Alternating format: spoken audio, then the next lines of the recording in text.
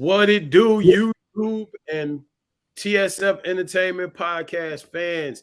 It's your boy, the Juggernaut of Souls, and we are back with another episode to do the review on Force, Storm Clouds, and I'm with the fam, of course, Really BTV and Retro CG. What's good, family? What's going on, everybody? What it do? What's good, chat? And one of our hosts couldn't be with us today, but he is in the chat. So DJ man, rest up. Hope you feeling better, bro. And you already know, man. We here. Get well soon, yo. All right, well, we're here to talk about Power Book 4 Force. You don't sound really excited. He had no. Right. There was no. He was like no energy in that at all. Book 3. Power. Episode 4, Storm Clouds. What y'all think about this episode? I think it was pretty good. I think we got back to the action. You know what I'm saying? A lot of things that we talked about in the TSF chat and you know, individually. Man, bro, you hit the nail on the head with this one, bro. That's all I can say is you hit the nail on the head with this one. I had to call you this morning, like, bro, did they give you like early clips of this?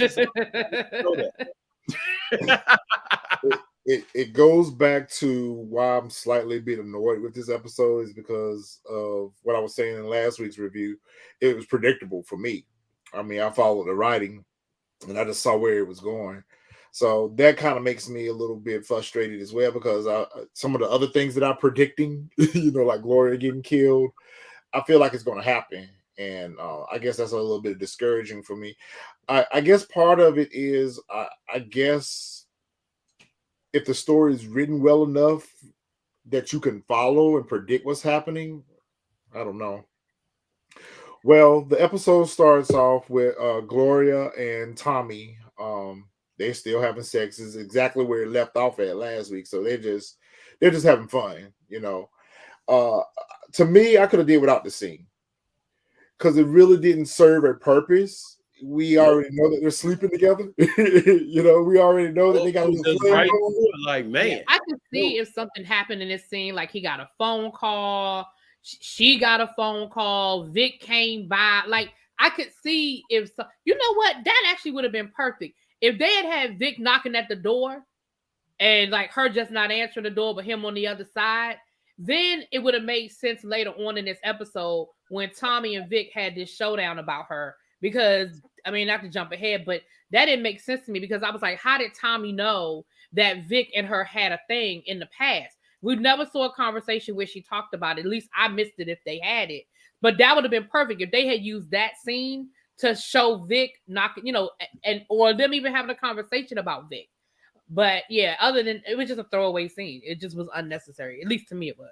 Yeah, especially considering the fact that the episode ended, like 10, 15 minutes early. You could have threw away that scene and gave us something else. You know, it's definitely a throwaway scene. So we switch to the next scene. You see Jenard and Elijah. We finally get his name. I know they probably mentioned it in other episodes before, but I guess today was the first time I paid attention to it. They at the shop, and you know, Elijah's kind of like paranoid. He's like, Jenard's like, "What your scary ass looking around for? Like, he ain't here." And, you know, you see he talking cash shit about his brother with his lame ass. Like, he really hating on his brother. And Elijah is trying to like, bro, you need to make sure that if you do what you trying to do, that you go all in because, you know, some of the homies, you know, dads and uncles and stuff rock with your brother. So, you know, they ain't gonna be cool. Basically, if you swing, don't miss. Yeah, if you swing, don't miss. Yeah. So what do y'all think about that? I guess I was wrong in that respect because I really thought that since he threw the fight, or he claims that he threw the fight, I thought that he was going to be a little bit more subtle with his feelings about his brother, but subtlety is not the case. I mean, it definitely seemed weird because I felt like we got some insight in the brother, like I was saying earlier offline. We got some insight into maybe where this anger is coming from because it sounds like the brother never wanted to go into the business. His father was his brother was the kingpin, running the city, leading CBI, and he was probably the kid brother that was the good kid, doing what he's supposed to do, getting good grades, didn't want to be in the life. And then his brother gets arrested, goes to jail, and the expectation falls on him, well, you got to take over. But it sounds like I didn't want to do this in the first place, but I did it, and I held it down for 15 years, and now you come back, and basically you're pushing me aside. You're disregarding everything I did. You're disrespecting what I put in place. So I understand a little bit deeper where the anger is coming from. I'm not saying I agree with the anger, but I understand a little bit deeper where it's coming from. Yeah, he's butthurt right now. He's butthurt. And I'm saying he does kind of have a reason to be annoyed. I mean, he gave up aspirations on a baseball career, college, and all that. He really wasn't supposed to be in his life. Now that I've been in this life for the last 15 years, you want to come and take it all away from me. So I can understand that, but it's just an unnecessary power struggle because they're brothers, first off. So they can run the organization together. But, there can only be one chief. You got too many chiefs and not enough Indians. You're going to always have that power struggle. This is the result of it, yep. Yep, this is the result of it. Yep, exactly. Agreed. I think he was kind of on point with that. With the, I just think that Jenard, man, he need to really chill out, man. Like I can see him honestly going down by the hands of his brother, trying to set his brother up, man. And you know what I'm saying? I don't think it's gonna be a good feeling for. We know that it's not gonna work out in his favor, right? There's going to be some type of collateral damage, either somebody in their family or their organization. It might even be his homeboy. It might even be his own homeboy. Because remember, he said in this episode, "You're the only one I trust." So that's his right hand man. That's his confidant. What's going to happen is Elijah's going to end up getting caught in the crossfire between the two of them. Because he even said later on in the episode, like, "Look, I don't want to get between the two of y'all. Whatever y'all got going on, y'all need to figure it out." Yeah, I don't think he's 100% on board with this plan. I don't think he is, but I think he's going to end up being the collateral damage. I think that Jenard is going to end up losing his best friend behind this because of his obsession with wanting to take back the organization. Elijah's probably going to get caught in the crossfire. He probably going to catch a stray bullet. He probably going to try to set a trap for his brother, and his best friend going to end up walking into it. It's not going to work out for him, or either that he going to get killed. Yeah, or just like, man, he might just feel as though he's scared to do it. I don't think that Diamond's going to kill his brother, but I mean, then again, this is power. We do see where family members kill family members, so all the time. But I don't know. I just know that it's not going to end well for him. Yeah, I definitely don't think it's going to end well for him because I mean, if the best soldier he got is that little boy that don't know the difference between an Albanian and an albino, he might be in for some trouble. Yeah. Well, remember what he said? I just need their bodies. I'll take care of their minds. So obviously, D-Mac is a crash dummy too, which brings us to the next scene. D-Mac comes into the shop, and that's one of his little foot soldiers or whatever the case may be, who's also JP's son. Mm-hmm. And basically, Jenard was giving him the order that, hey, I need you to round up some young boys or whatever. I need some that are smart. And he was like, smart? So that just tells you right there, they just getting any and everybody that's down for the call. Right. And like I said, but that goes back to what Diamond said. He said they have an issue with, like they just spray and pray. They let off all these shots and basically 13 people get killed, and that's back on us. He made that statement in episode 1 because he know what type of people he's dealing with, and he know what type of people he's rounding up. We definitely see it in this episode, DJ. You're right. He is a hurt and lost soul. And me and Krista kind of had a little conversation offline. She kind of gave me a little bit more insight on that character, so we'll talk about that when we get to that scene. What do y'all think is going to happen though with D-Mac running with Jenard? Do you think he's going to get caught up too? Mm-hmm. Yeah. Yeah, I can see it happening. Yeah.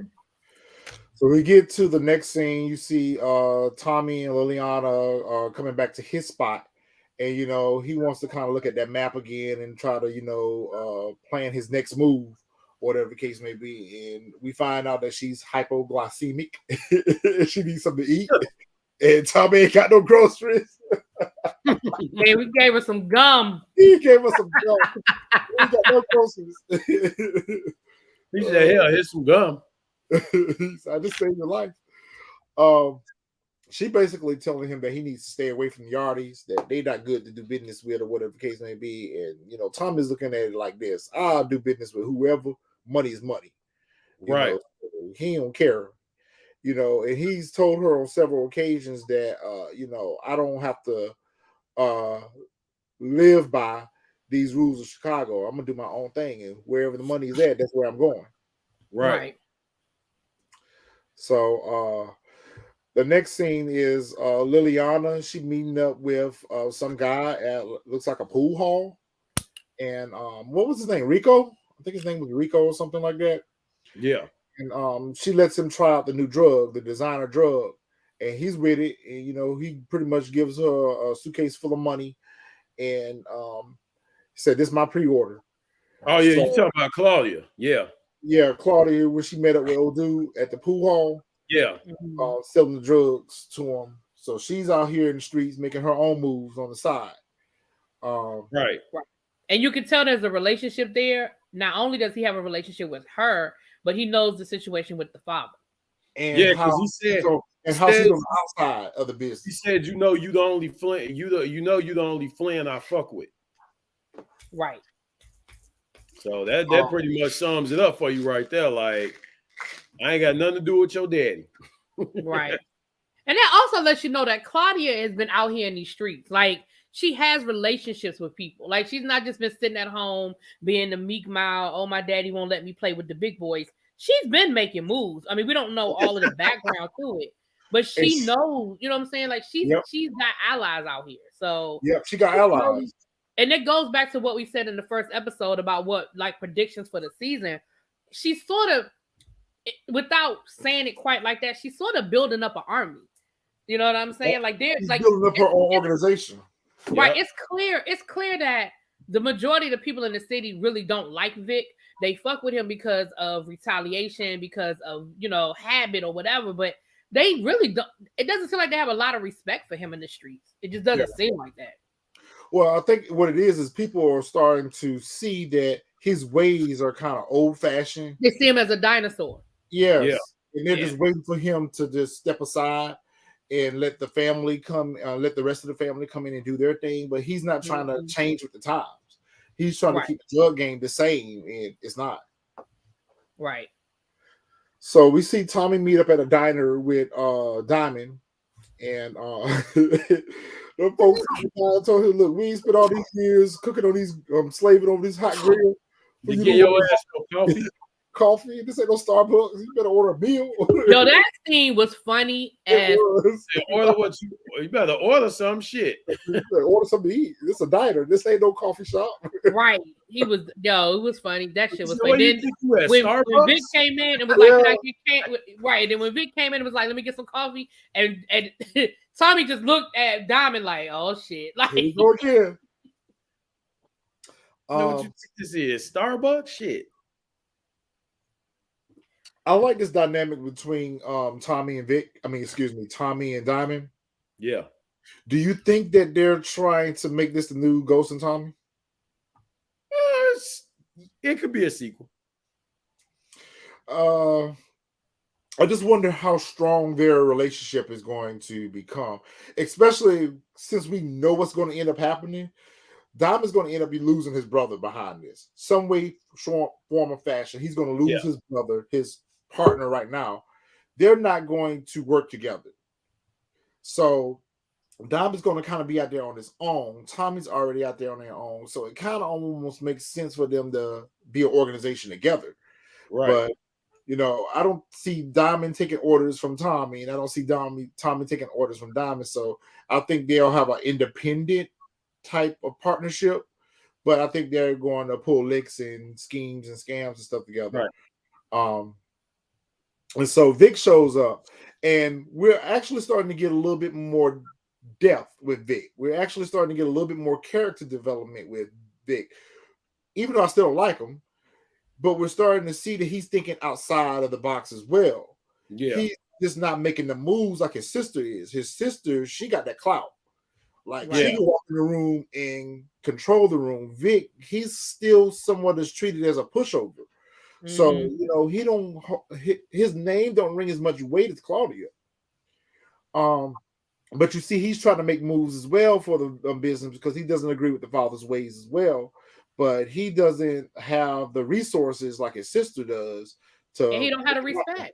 Yeah, he don't have the respect. He doesn't have a whole lot of respect either, honestly. Yeah. Well, I kind of like this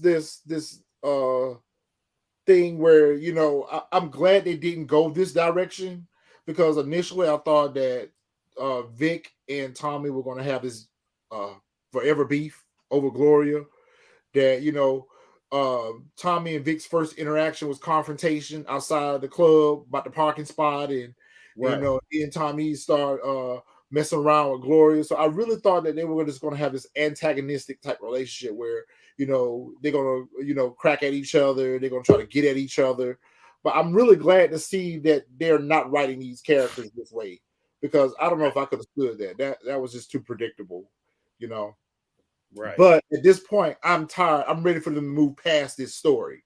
I'm ready for them to move past this narrative. I want them to do something else together because every week they're trying to meet up with someone, sell drugs to them, and the shit goes south. So at this point, I'm ready for them to go do something else, start cooking your own drugs or something. I don't know. Because y'all need to find some more customers because the customers that y'all try to sell to, they ain't good clientele.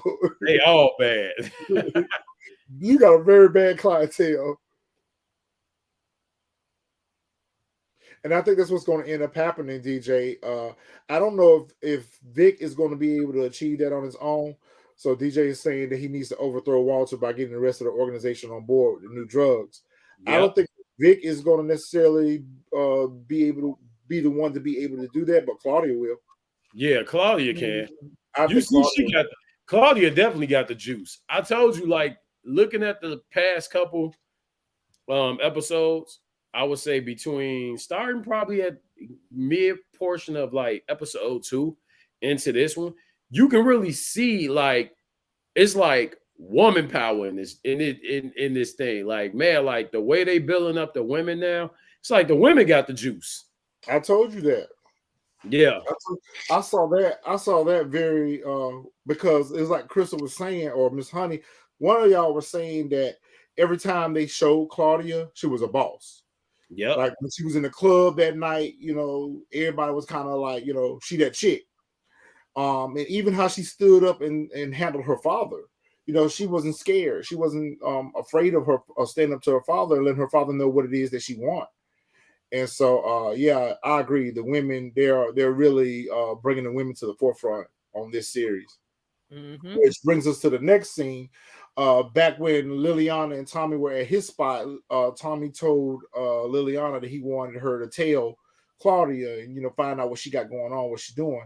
So you see her, following Claudia and taking pictures, and she's sitting to Tommy in real time, the moves that she's making. So I really like Liliana. She's a soldier. Yeah, she is. Absolutely. She's a true soldier and she's loyal. But I don't think she's going to make it either. I agree, King Retro, that it's Walter's fault because basically everything that people throw in his face is you're not really running nothing. Like you daddy's little pantsy. And it goes back to what we saw when the father confronted him towards the end of the episode when he was like, "You out here making moves without me." And he's like, "Listen, I'm trying to help the organization." And like it's just, and that's what everybody knows, that he's really not his own man. You know. He is daddy's boy. Yep. And then his crew, that was said in that scene too, when he said it. Because he said it himself. He said, if I go with Gloria, I'm not a man, but if I stay with you, I'm a boy. Yep. Oh yeah, he did say that when they got to arguing or when they were having their words. Yeah. So in the next scene, you see Paulie. He's going out to like this place where the homeless congregate, where the homeless lives, and we find out that his son is homeless in the street. Andre. And Andre, which that was a real odd name. Right.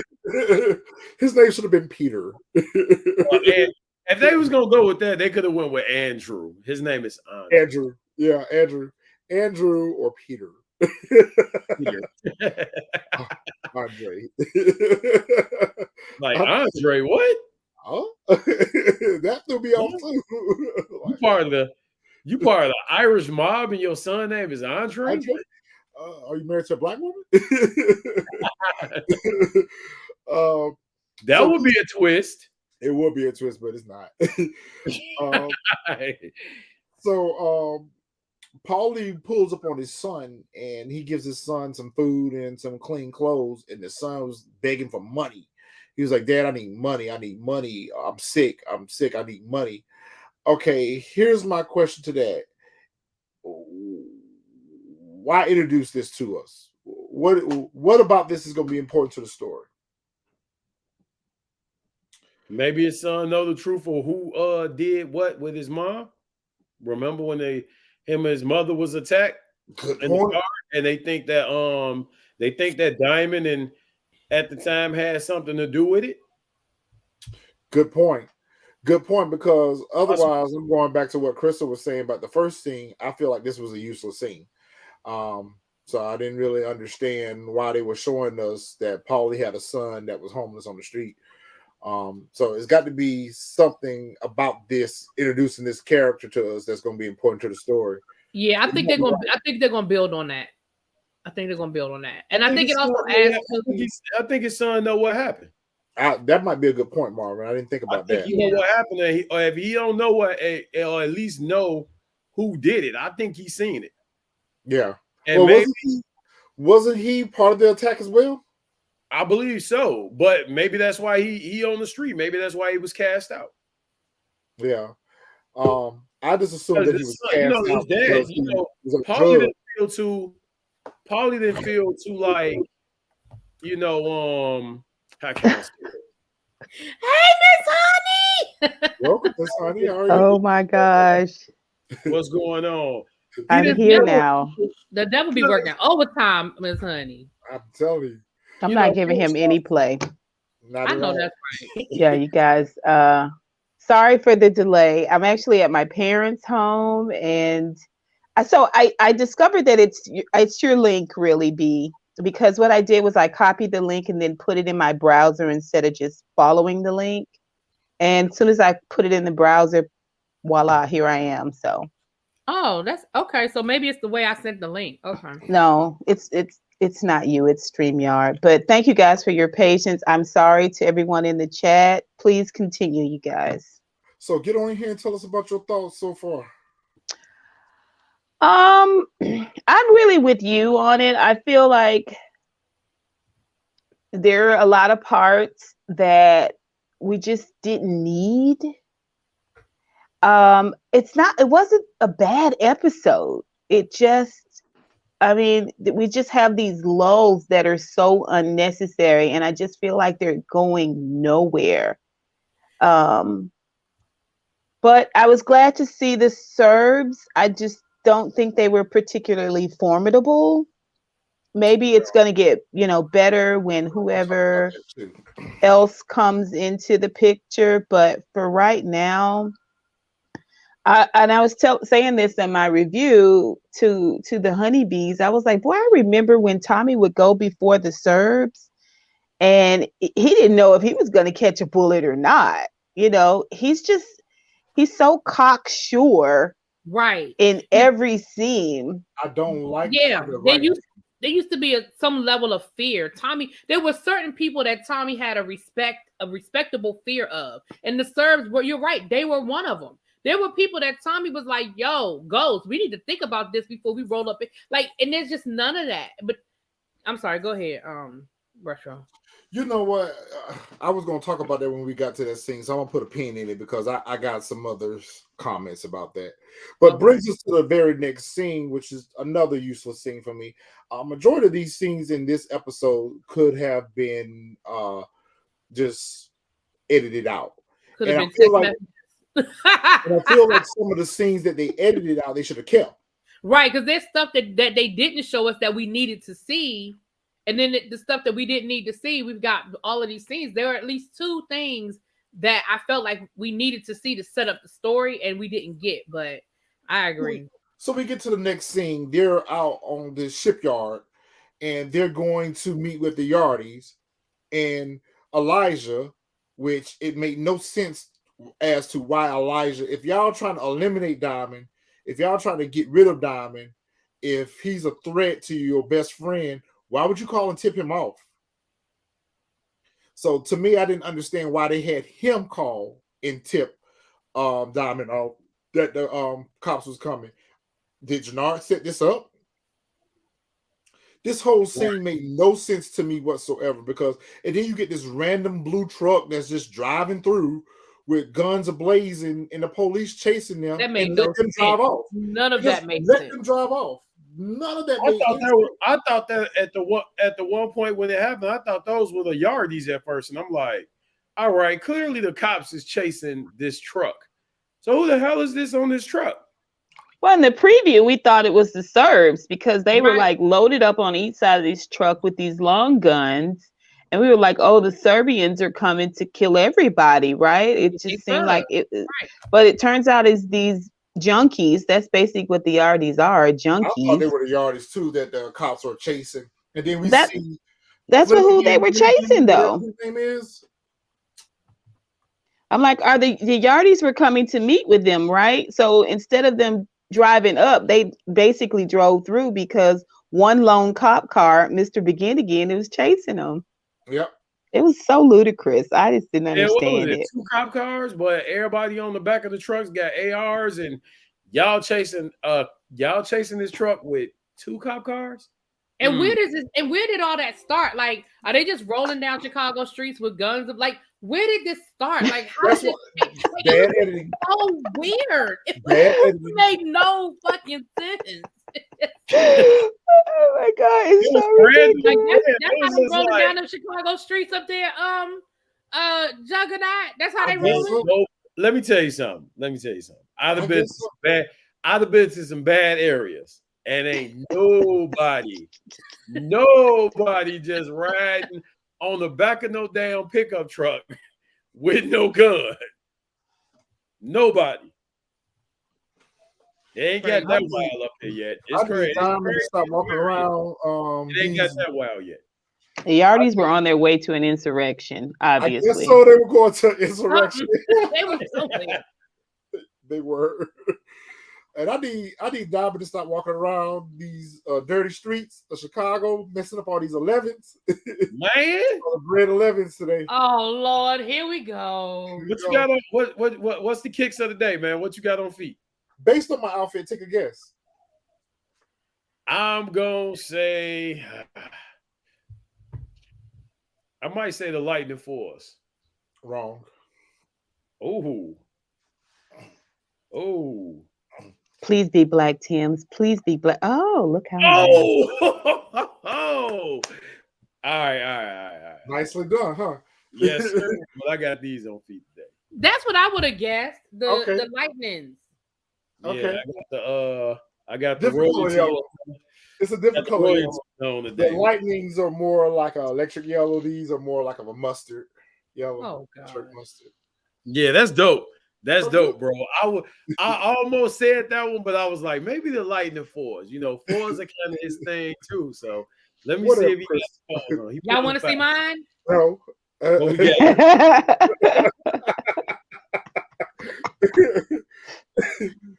But actually, I do have a pair of sneakers that would match. We were talking about that. I still feel like going upstairs to get them. They upstairs in my room. See, you should already had them. You should already had them. I don't wear sneakers in the house. I don't wear sneakers in the house. Yeah, you got to be dressed and ready to go.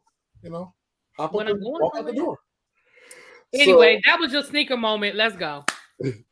So Liliana is texting Tommy Steele pictures. No, now you need to start filming from your sneaker room so everybody can see your sneakers. Yep. Yeah. Here, upcoming review right here. Oh, nice. There you go. Abby was right. Abby said yellow and black. She didn't know the name of them, but she voted. Nope, they blue. Black and yellow. Listen, let her have it. Let her have it. So Liliana is still stalking and following Claudia and sending Tommy pictures or whatever. And so after Vic sees Vic and his old dude, they lock eyes. What's his name? Shenanigans. Begin again. Begin. Yeah, begin again. Shenanigans. And him lock eyes. They lock eyes, and so he see him. So Vic trying to figure out like what's up, like why he didn't call and tip me off that Diamond got a call from one of his crew, but I got a cop on payroll that ain't putting me on. So they leave, and Tommy's like, "Yo, you got heat on you. You need to let me know what's up." And he was like, "I'm letting you know now." And so they leave one vehicle, and then they go get in another vehicle, and then Vic and Tommy is riding together. They were all riding together in this Tahoe. Then they get out the Tahoe. Then I don't understand. And so they leave there, and then they go to Gloria's bar. And Tommy didn't realize that they were pulling up the Gloria's bar en route. It took him. No, he knew. I think he was trying to figure out how he was gonna play it. He knew what was up. But that's one of the scenes that we didn't see. At what point did Gloria tell Tommy that she used to mess with Vic? Like I know Vic was in the bar that first night, and I know that Tommy knows that she's paying them tribute, but that doesn't mean that there's any type of sexual past between the two of them. So Tommy just miraculously knew he was being set up. Like, at what point does Tommy get this information? Now we got all these scenes of Tommy and Gloria having sex, and at no point in time, and even conversations, that would have been an easy throw in the conversation. She could have just said, well, there's a history there, or we got a pass. And that would have been enough for Tommy to understand. But we didn't get that. You know what I'm saying? I don't recall. And if they did write it in, it was so subtle that it just went over our heads. Because I don't ever remember them having a conversation. But to be quite honest, I do seem to think I remember them having conversations about Vic. Just not. Well, she tried, and Tommy cut her off. Yes. She tried to tell him, and Tommy cut her off. Because didn't he say something like, I don't need to know? Yeah. Basically, that's what he said. I mean, or literally, that's what he said. About Vic. I know they have been having other conversations about Vic, about the business and why she was paying them restitution and all that. But it still doesn't answer the question as to how Tommy knew. I guess he just assumed based off of it, that he was. Well, he knew because in the first episode, when they had the kerfluffle about his parking space, and then Tommy goes on into the bar, she was handing Vic money. Yeah. And then Vic spoke to old boy whose arm Tommy later broke and said, keep an eye out for my girl. Tommy was peeping all of that. Okay. All right. That's what I missed. I missed it. Yeah. So he's been chasing me out long enough to know, she's got a dude, the way the dude looks at her, you know what I'm saying? Like, not chasing me out. Tommy had already figured it out. You're so funny. Okay. So we get to the next scene. You see Claudia and Mai are meeting up to talk about the designer drug. And, she comes and gives Claudia, she's like, this all you got? She's like, we finna tap out real soon if this all you got. Like, we need more. Right. And then she was like, who's mixing this drug? And she's like, I am. And she was like, no, you lied to me. Like, you might want to rethink your answer. Like, I need to meet the chemist. You just the middleman at this point. Right. So that brings me to my next point. Maya's up out of here. Her water getting ready to get cut off next week. She up out of here. Yeah, I didn't like that at all. I do like the female dynamics, though. Right. I enjoy that. Put herself in a position to get excommunicated. Yeah, especially since she's not making the drug. Yeah, her utilities Right. turned off. She's She not just killed her needed. fate right there. She up out Yeah. of here. But Because then when she Maya, said, you can also see that she did that to actually keep herself in the game, keep herself with that, because she was just like, are we partners in this, or you know what I'm saying, what's going on? she she thinks like, it's of course, 50-50. like, Yeah. of course we are, but at the same time, she Claudia knows that you're not making the drugs. You were behind the brains of these concoctions to make the drug, but now she know that you're not the chemist and you lied to her. Yeah, excommunicated. Utilities turned off permanently. No Oh, Well, so when they meet with the chemist, I don't know. Should I wait? No, go ahead. So when they meet with the chemist, I thought, okay, this is, it was kind of giving me like Charlie's Angels, Sailor Moon vibes. Like I was like, let's do this. Let's get this female energy going, right? Another unnecessary conversation, I think, was the whole diatribe about your signature on the paperwork and government forms. And I was just like, what? Just make the chick where she doesn't mind making the drug and making some loot. Like throw some money at the girl. Like instead of trying to extort her, and quit trying to tie. That's a Freudian slip. My tie. Quit trying to tie my into it by saying mine's got all your signatures. Mine's got all the information against you. No, mine's out. Mine is not making drugs. Mine is out, right? Like. And the reality is, like, y'all not going to the police. You're like, not doing it. Y'all not going to the police. It was unnecessary. She should have threw a bag of money at her and say, "What's up?" Yeah, let's get this going, and then just have the chick be just super super bad arse and just be like, bet. You know what I'm saying? Right. Let's get this bread. Clearly, she's okay with breaking the law. Like she was just trying to get her payday. She was just trying to make sure she was gonna make enough money to make it worth her while. She's clearly okay with what y'all doing. Like I didn't get the impression that she was like, oh, no, it was great banter up into the blackmailing. No. Yeah, it was great banter up into the blackmailing. Yeah, because she was kind of, she was trying to play it close for a little bit, like, I'm not sure what you're referring to. Right. But like I said, put that money up on the table, put that money on the table, what's up? Which is why it's very evident and obvious to all of us that Maya's up out of here. Because now I can get rid of you, pay this lady her worth, which I don't even feel like she's safe to be honest. I mean, she could have bossed up a little bit more. That kind of scary look she got in her eyes, it was weird. It was weird. That's why I say I don't think she's gonna make it either. I think once they learn that formula, she up out of here too. King Retro, you say she landed. What that formula is. That's what I was ready to say too, Crystal. As long as she keep that formula safe, she maybe stay safe. But if she ever let them find out what that recipe is, she up out of here. Well, the recipe is on the papers that they was talking about, remember? But they don't know how to mix it. You can read it. That don't mean you know what to do with it. Yeah. Because like she said, because like Claudia said, it's not the quantity, it's the quality. Yeah, right. It's the quality. And I would think that when you're dealing with drugs like that, you would have to have a chemist involved. Yeah, it's a synthetic drug. Your ass out of here. You make one wrong, right? One component off. Yeah. But not only that, but I don't think that a regular person on the street would be able to procure those drugs if they don't have ingredients. Yeah. So I think for that, chemical compound.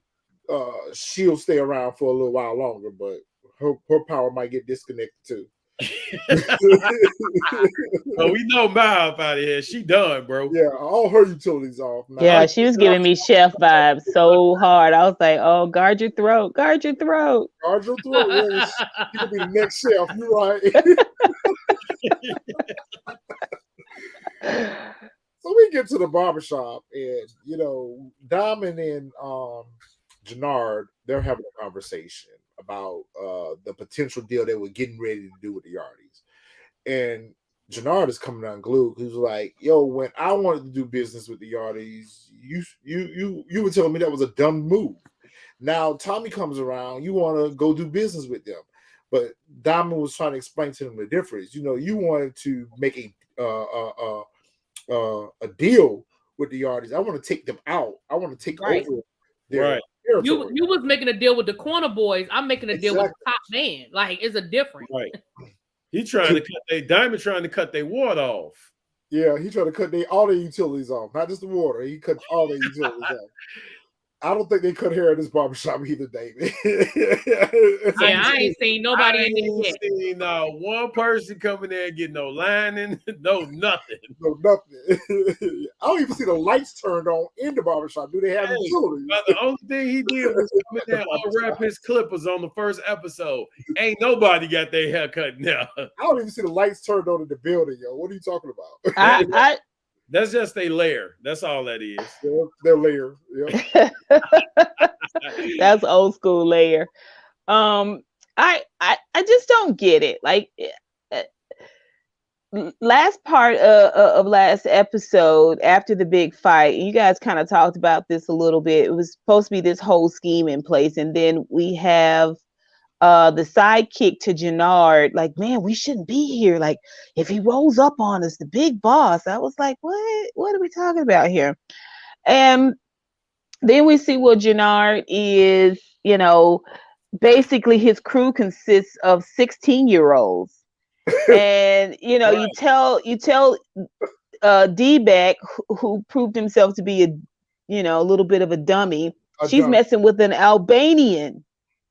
No, it's an albino, right? I said the same thing. Go and get me some more 16-year-olds, but I need them to be smart. You're gonna send a dummy to go get, you know what I'm saying?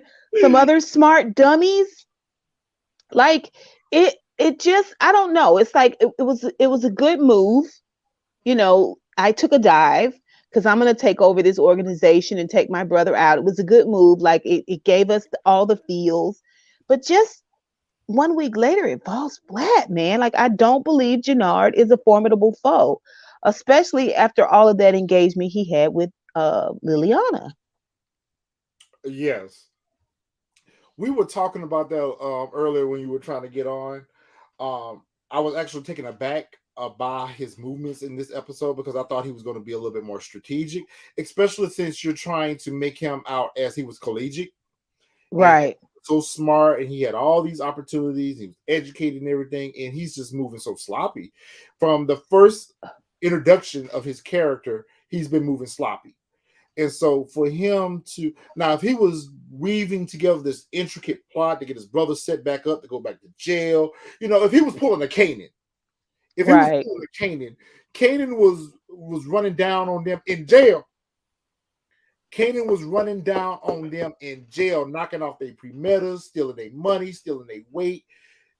This is the plot that I was looking for, that Jenard was going to be putting together for his brother. And he's just out here throwing temper tantrums every single day. But that's why I don't believe he really threw that damn fight. Because if he threw the fight, he would have a plan.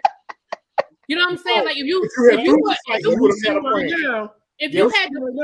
had the forethought to throw the fight, then that means you had a plan in place. You set up the fight, you challenged him publicly so that you could have this public separation, because you had the plan already set up. The fact that he is like Miss Honey said, he's going to 16-year-olds who don't know the difference between an Albanian and an albino tells me you didn't have a plan, and this shit wasn't on purpose.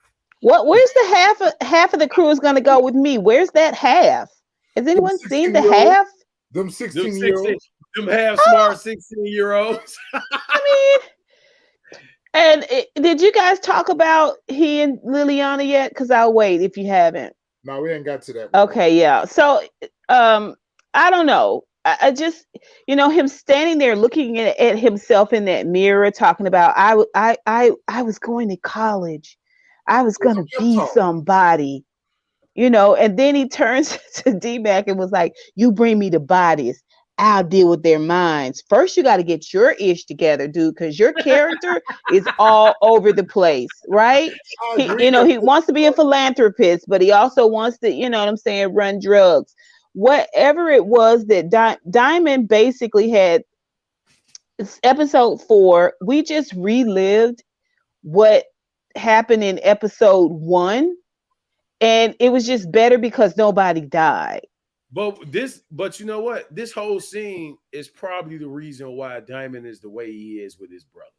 Yeah. You aren't capable of doing this. You need my brains because clearly Jenard, go to school, go to college, and be an athlete. Because right now they're paying you as a dumb street job. Coulda, woulda, shoulda. Yeah, a lot of mouth and a lot of bark and no bite. Really, basically. But the story that they're writing for him now doesn't equate to his backstory. It doesn't. His backstory is he's ran the organization for 15 years. How? Look at how he's moving right now. Right. He's supposed to be in jail the way he running this shit. That whole debacle in episode 1 with the Yardies, when you're there clearly with junkies. Clearly, you're about to buy drugs from junkies. Finds out the drugs are mostly baby aspirin. Your gun jams. Like the minute your gun jams, you get the Goober Award. Like no one's gonna respect a jammed gun ever. Like no one respects a jammed gun. And now you're gonna be upset about Diamond meeting with the Yardies with Tommy, and that's the same thing happened in episode 1. Yeah. We'll come back to Jenard in a second. So we get to Walter and his son, and I was actually proud of Vic in this scene because he stood up to his father. He threw that glass down like, "What's up?" I was too. Walter said, "What the fuck you gonna do? Fuck you gonna do? What you want?" Oh. Hey, did you see how quick? Did you see how quick that Irish came out of Chin? Yeah, oh my gosh, it was so deep. What are you gonna do? Yeah, he was mad. What are you gonna do? But it also goes to show how the father got eyes and ears everywhere. So he sees all of Vic's movements, even when Vic don't think that when Vic thinks that he's moving in secrecy, he's not. But the crazy he got it from Seamus. But the crazy part about it is he ain't got no eyes on Claudia because Claudia out here making all kind of moves and he out of sight, out of mind. Yeah, he don't think that just lets you know how much he doesn't respect her, and he doesn't. Right. He doesn't respect her, and he totally thinks that he thinks that she's listening to him and doing what he's telling her to do. That's number one. But because of that, she's a girl and she can't be what she's not strong enough. She doesn't have the mind, the brain. You know what I mean? Like that just lets you know how little he thinks of her. Yeah. And she's the MVP of the episode, in my opinion. She set up a crew, a distribution, and a supply chain in one episode.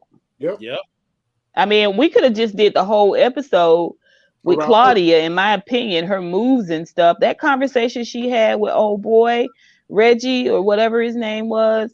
I mean, un poquito, just a little bit. He took that hit. He was like, hell yeah, bring her all my money. Right. Like I want. I mean, she moved like a boss. The way she handled mine, like a pre-order. Right. Yeah. I mean, she was the MVP of this episode. He's lost complete control. Lets you know that they've done other business together. They've done some other type of business together. For her to have that trust with him that she didn't even have to open the case up to see how much money he was giving her, could have been nothing in it. Like, well, she knew not to check it. She knew not to. When he said, "Don't you want to count it?" That's like a respect thing. No, I could trust you, right? She knows how to move out here, just like she handled the alderman. She knows how to move out here. Claudia has a plan. Yeah, she has a plan, and I can't do anything but respect it. Her dad has lost complete control. And actually, he carries no weight. Just think about every time he stepped to Tommy, Tommy has just been unimpressed. He's disrespected him basically to his face and walked off. Like he steps to him. And remember, Paulie had all this ominous comment. You don't want to stay here in Chicago. You don't want this family to be on this family's radar. And they're just as womp womp. They really are womp womp. They really are. All of them except for Claudia. All of them except for Claudia. Which brings us to the very next scene, Miss Honey. The very next scene is exactly what you described. Walter pulls up on Tony. Actually, Tommy goes to tell Gloria, like, look, it was cool kicking it with you, but I'm going to get this money. No more dehydrated peen for you, ma'am. It's about business. It's about business. I need this money. So he tell her, we need a little break. We need a little distance. I'm going to hang out at another bar for a while. So we know what that means. He's going to move over to JP's bar. He's going to be hanging out over there now and have all kind of riffraff hanging out over there. Until Gloria gives him a booty call at 3 a.m. You up? Yeah, that ain't over. Yeah, that ain't over. It is over. It is you over. Awake? Are no, you it's awake? not. It is over. No, it's not. I bet you that's not over. She up out of here, yo. Look, Nope. in the very I mean, if you think about it, having Walter catch Tommy outside that bar, it's telling you right there that Walter was going to pay Gloria a visit. Yep. And why? Them utilities about to get cut off. And why? Why was he going to see her? Because of what Vic said. Exactly. Yeah. Vic told him, if I leave with Gloria, I'm not a man. And he said, you're right. He said, but if I stay with your ass, I'm a boy. Yep. He walked away from him. It was one of Vic's better scenes, I think. That and the Seamus conversation, I think, was one of the better scenes. Back to the mindset. It kind of goes back to the mindset that Monet has with her kids. And being able to control them. Yeah. And when she sees that she's losing control of them, she tries to get them back in control. Same thing with with Walter. Walter is seeing right now that he's losing control over Vic. And how he's going to get Vic back in control is eliminating Gloria. Oh, wow. Gloria is a threat. And he was going to pay her a visit, tell her, which we needed to see that. That was one of those hidden scenes, off-camera scenes. But this was a very important scene that we need to see, because when she ends up dead, we all gonna be like, why did that? Well, it's supposed to, I think it was in the preview for next week. I saw him kind of talking to her. Yeah, because there needs to be a scene where he rolls up on her and says, "Stay away from my son." Yeah, or get out of. He's going to get very intimate with her next week, but. Again, we could have seen that this week. We could have seen like him just having this conversation with Tommy. I don't know. It just was, Tommy was like, what did you have, onions for breakfast? I mean, he just was snubbing him. It was unnecessary. And when Tommy walked off, all they needed to do was have Vic going in that bar and have that conversation that needed to be had with Gloria. And that would have just tied everything else in what's going to happen next. Because I'm telling you, it might not be next week. It could. Well, the reason why I feel like it could be next week is because it's the season finale, mid-season finale episode. So usually there's always a cliffhanger or something big that happens. So if it doesn't happen next week's episode, within the next 2 episodes, I would say within the next 2 to 3 episodes, Gloria is there. They've just made her character unuseful at this point. Tom ain't gonna mess with her no more. Vic has been forbidden to have a relationship with her. So you ask yourself the question, what's the use of her character anymore? Yep. So to me, I feel like you need to go ahead and get rid of her now. I think Walter gonna blame it on Tommy. Yep. And set Tommy up for it. Yep. I think Walter gonna blame Tommy for it. I can see that. Setting Tommy up for it. Yep. And if he hadn't caught Tommy coming out of that bar just a while ago, that would have been a good thing to have happened. He would have killed her, and Tommy was the last one there. Vic knows that Tommy and her messing around. Yeah. So we'll see. Especially with Crystal ain't feeling that idea. Crystal ain't feeling that idea. She ain't feeling that idea. Especially with Vic and Tommy having the conversation. I don't think it's gonna happen. I understand all of your reasons and it all makes sense, but I don't know. I just don't think that's what's going. I think she survives, but I would love to see Gloria pair up with Claudia and the other girls. It just would be perfect. It just would be perfect. Start moving weight at the bar. Yeah, it just would be a perfect thing. So, Crystal, let me ask you this. What happens if it does happen that way? How you going to feel then? Is that going to irritate you? No, it's definitely not going to bother me the way Carrie dying bothers you. Don't even do me like that. Why y'all keep picking on me about Carrie? She was... Oh, Pinky Toes Milgram. Milgram. That's exactly why. That is why. Pinky Toes Milgram. Okay, whatever. That is exactly why. Whatever. So in the next scene, Liliana is coming back home, and looked like she was getting ready to be in for the afternoon. She was getting back Liliana dressed. is such a slob. She was getting ready to relax for a little bit at the crib, and the Serbs rolled up on her and yoke her up. One thing I like about Liliana, she can take a beating, yo. Yeah, she from the streets, bro. Bro. She takes a whipping and just keep on rolling. Like, not keep damn. Yeah, when she got that burn, she was like, "Is that all you got? Make it hotter. Turn the heat up." Yeah, she took that beating and just basically was like, "That's all you got." You don't hit him with the Della Reese, you hit like a bitch. She was talking that shit. Like, your life is getting ready to be ended. She didn't want that side of her face messed up, though. She was like, "Nah, I'm not taking no more hits to the face," even though it seems to turn everybody on. Yeah. She was like, "I'm not taking any more hits to the face." And she was talking cash shit the whole time. Like, yeah. I really like her character, and I really like her and Tommy together. They're a good blend, but I'm not hopeful for her either.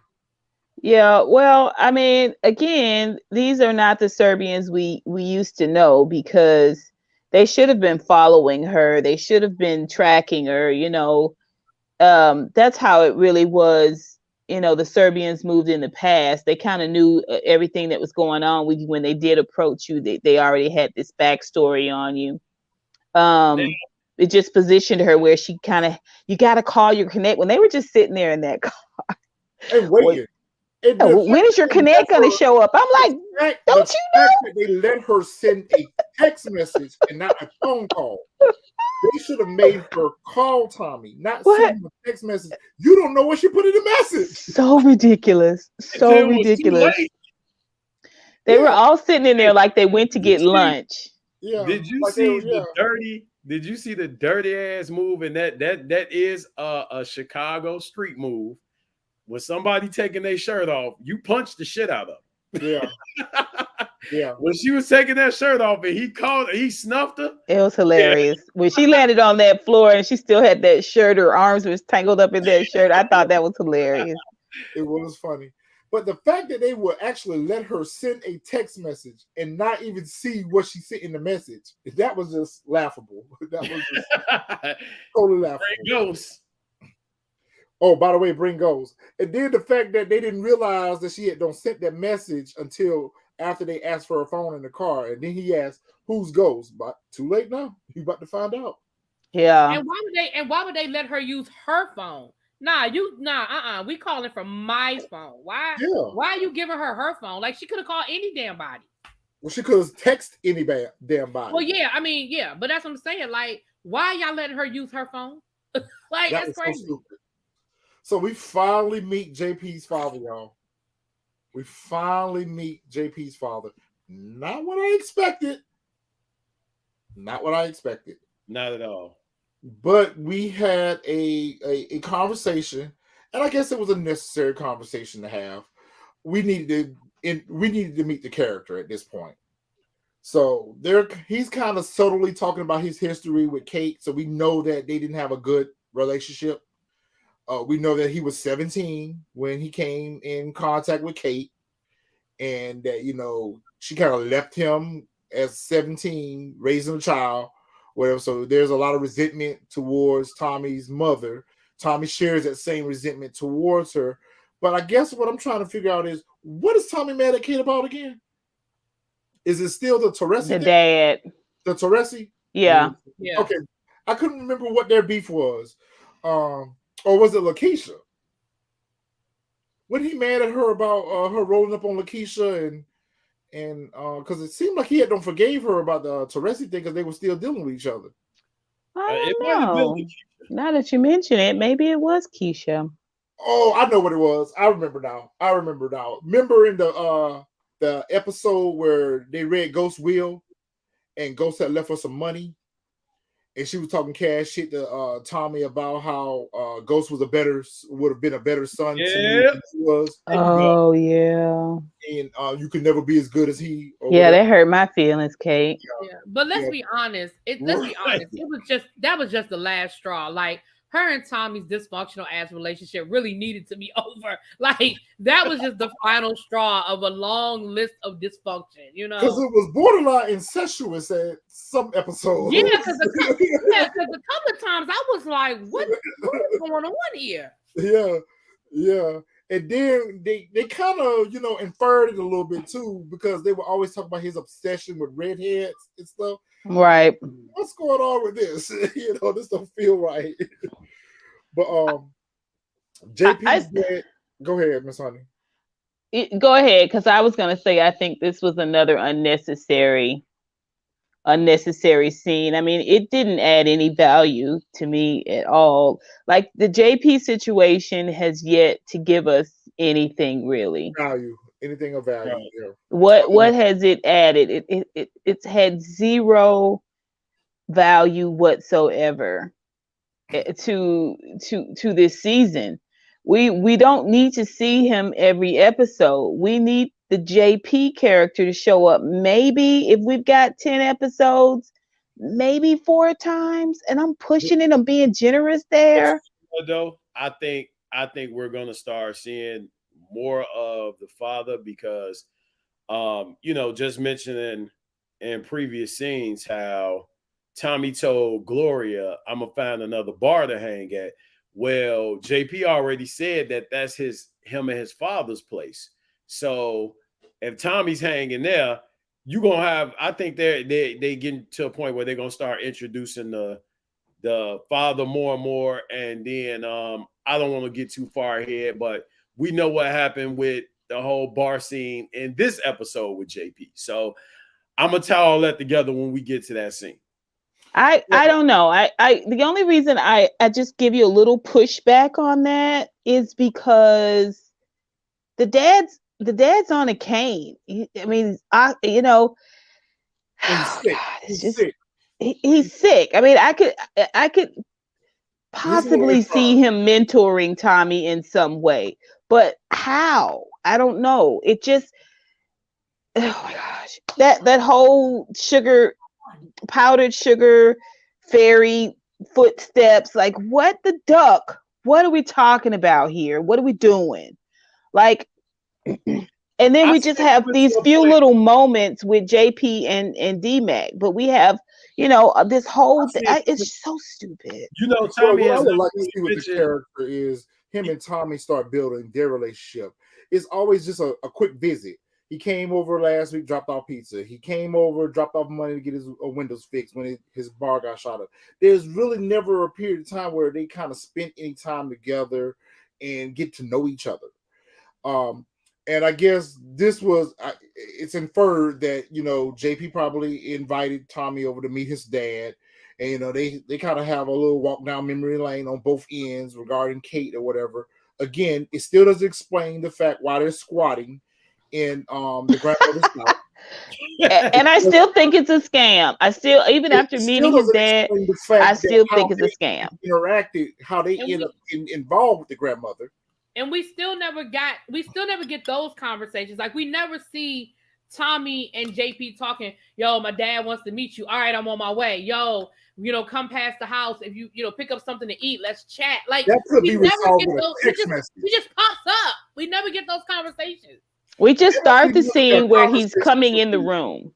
Yes, that doesn't even have to be a conversation for me. Just like they show the screenshots of the text messages that they be receiving, that could have been a simple text message from JP. Hey, stop by this evening. My dad wants to meet you. Simple. Clean. Didn't even have to have anybody in the scene other than the cell phone. That's it. The reason I keep saying I feel like he's scamming, he's a grifter, is because of how weak the storyline is constructed. It's constructed so weak, and we never garner really anything from it. I mean, that's what makes me feel like he's up to something. Like it's their fault that we have all these conspiracy because we don't have enough meat. With him introducing his father to Tommy, and the way his dad was talking about JP and talking to Tommy, and Tommy basically letting them know, like, hey, I'm not an angel. You know what I'm saying? I'm not a good person. Could it be that the father knows that JP makes horrible decisions? That's what I was getting ready to say. Could I'm gonna it give you be? a little bit of pushback, Miss Honey, because I agree with you. These nuances leave us with a whole bunch of different what ifs.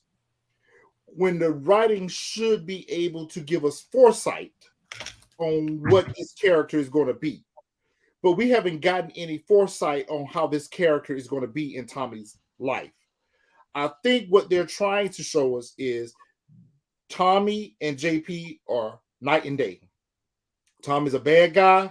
Tommy kills and murders and sells drugs. JP, he's a good guy. He's trying to take care of his sick father. He's fixing up his grandmother's house. And they really should have made it where he was also paying for the grandmother's benefits, or he was paying for the grandmother's nursing care, instead of them writing that in where unknown trust is paying for her nursing care. They really should have had it part of JP's struggle. I'm trying to keep a business afloat. I'm trying to keep the grandmother's house afloat. I'm paying for her to be in senior living.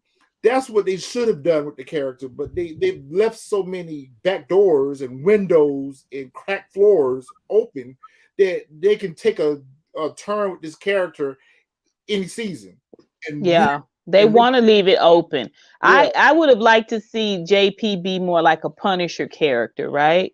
I would have loved to see him, it turns out he's that guy, like that heavy hitter. That would have been a good twist, because that would build into Tommy's crew, right? His dad isn't a heavy hitter. He's not a heavy hitter.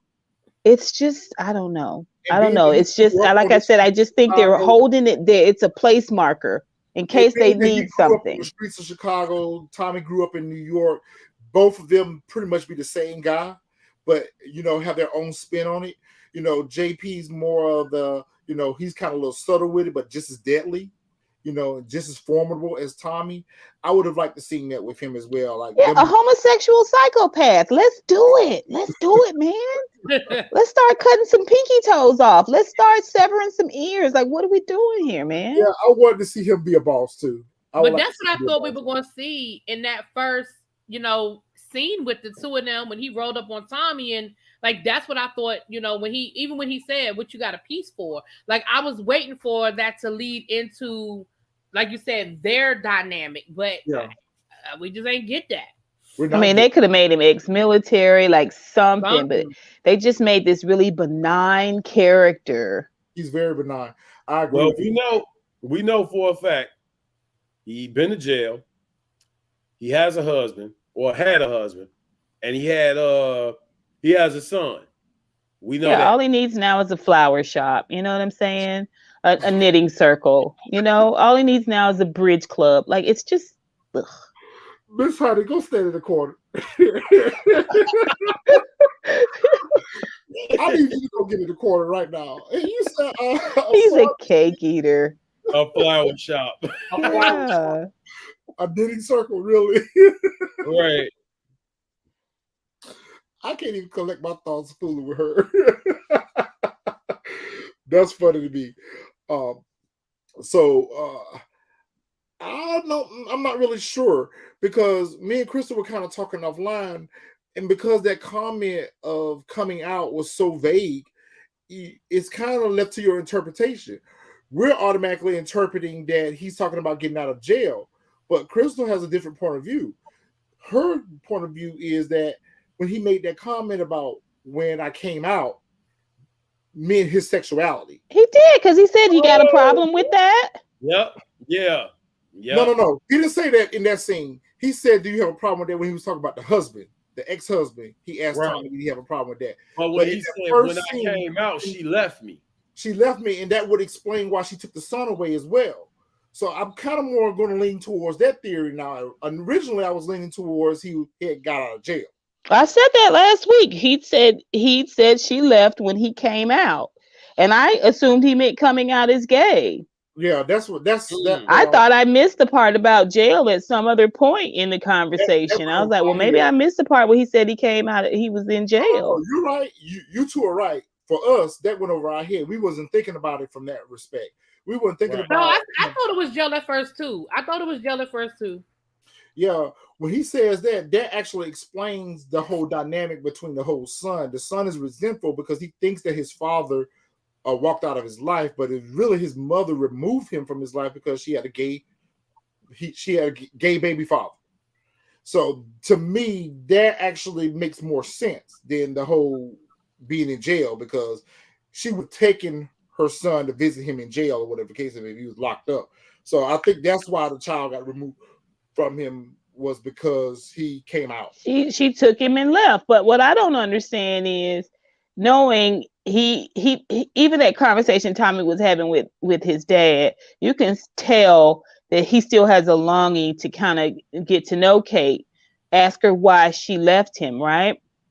At the same time, you got a son that lives in the same city with you. Everybody knows mama them, cousin them, your play cousin them. Like, you ought to go and see this, old girl's sister's friends, cousins, neighbor, and see where they moved to. Like, why don't you know your dude, your son? And that's what got me in that second. And that's what got me in that second episode, where at the end we see that he's the one shooting up the bar, and I'm like, so his son is in Chicago? Because when he said they vanished, I'm like, okay, did they moved away, like they left town? Which they still may have left town, and they just recently coming back to Chicago.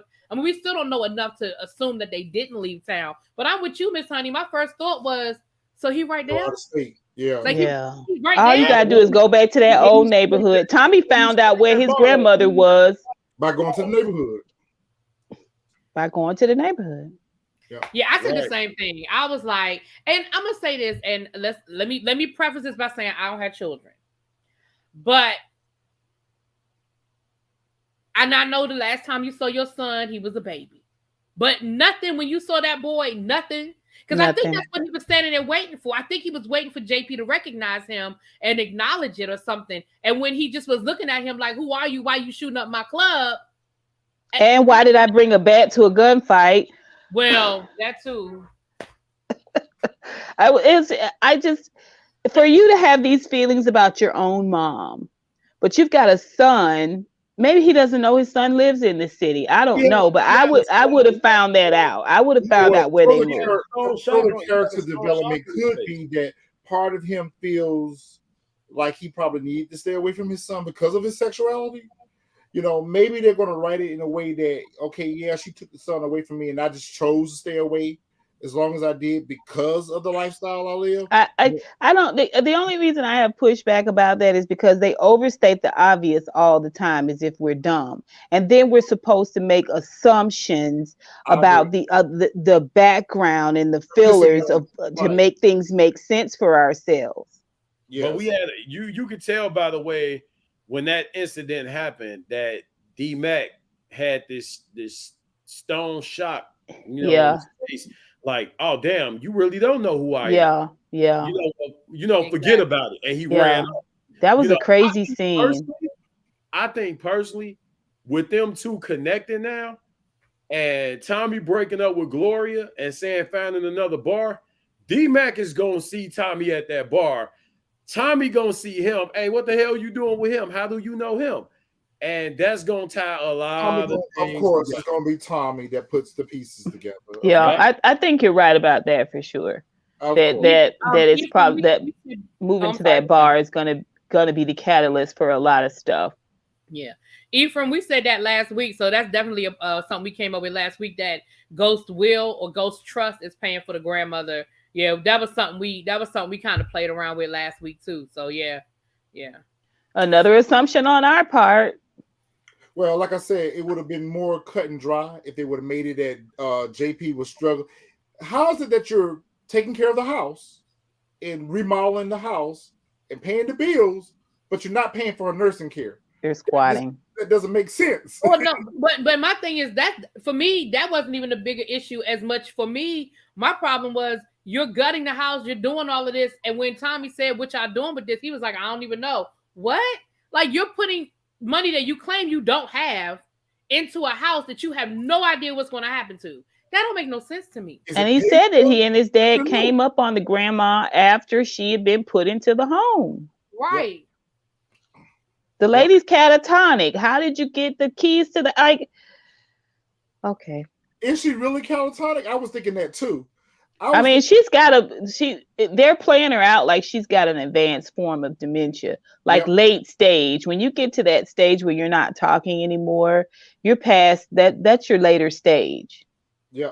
So it's bizarre. I mean, I like Courtney, but sometimes I just want a windmiller. Just a little bit, a light windmill. I bet you she's gonna talk when Kate show up. I guarantee when Kate show up, we're gonna gotta make an appearance. First of all, I don't believe it unless Ghost put it in his will specifically for checks for the estate lawyer to send checks for that care, which is a very, very expensive care.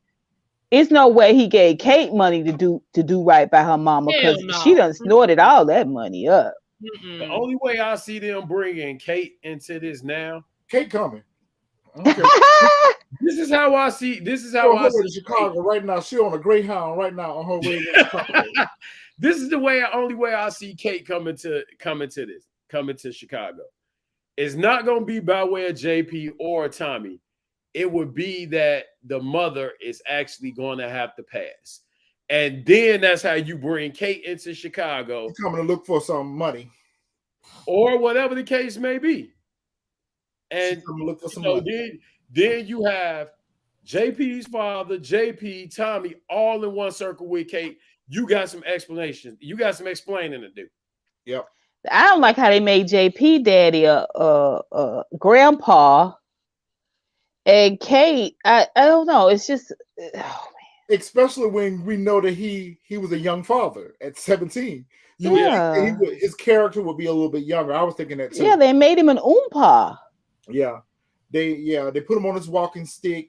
I guess we're to assume that his illnesses have progressively aged him. Maybe, I don't know.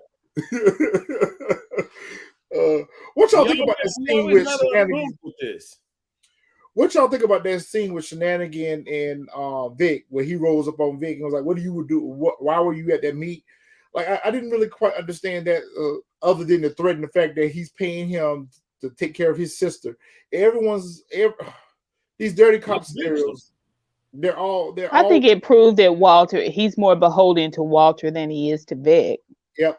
I mean, he rolled up chastising Vic like he was Walter. Yep. And Vic kind of sunned him. He did. And low-key threatened him. He sunned him real good.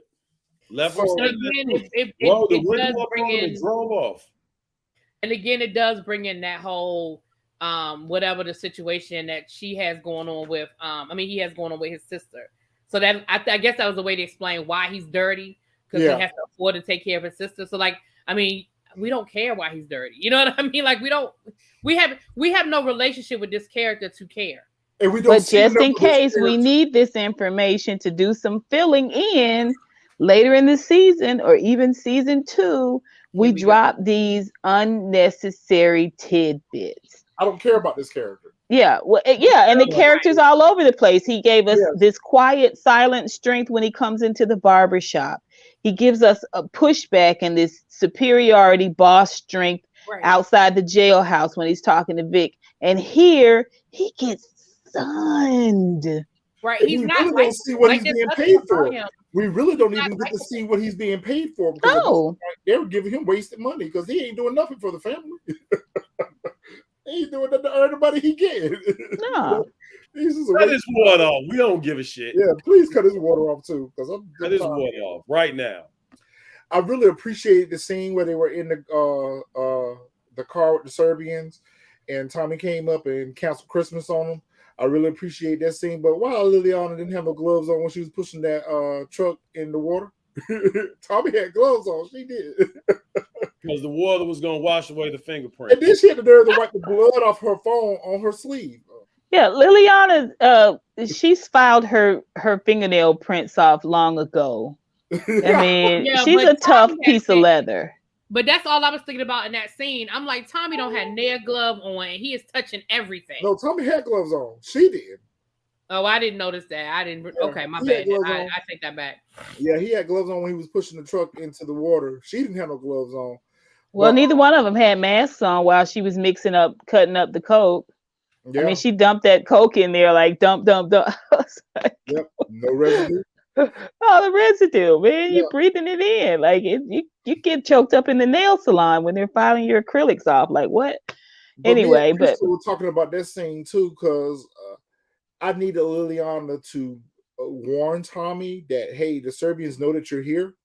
They yeah. mentioned your name, and we even saw where she recognized, because they were speaking in Siberian, and when they said Tommy Egan, she kind of looked like, what are y'all saying about Tommy?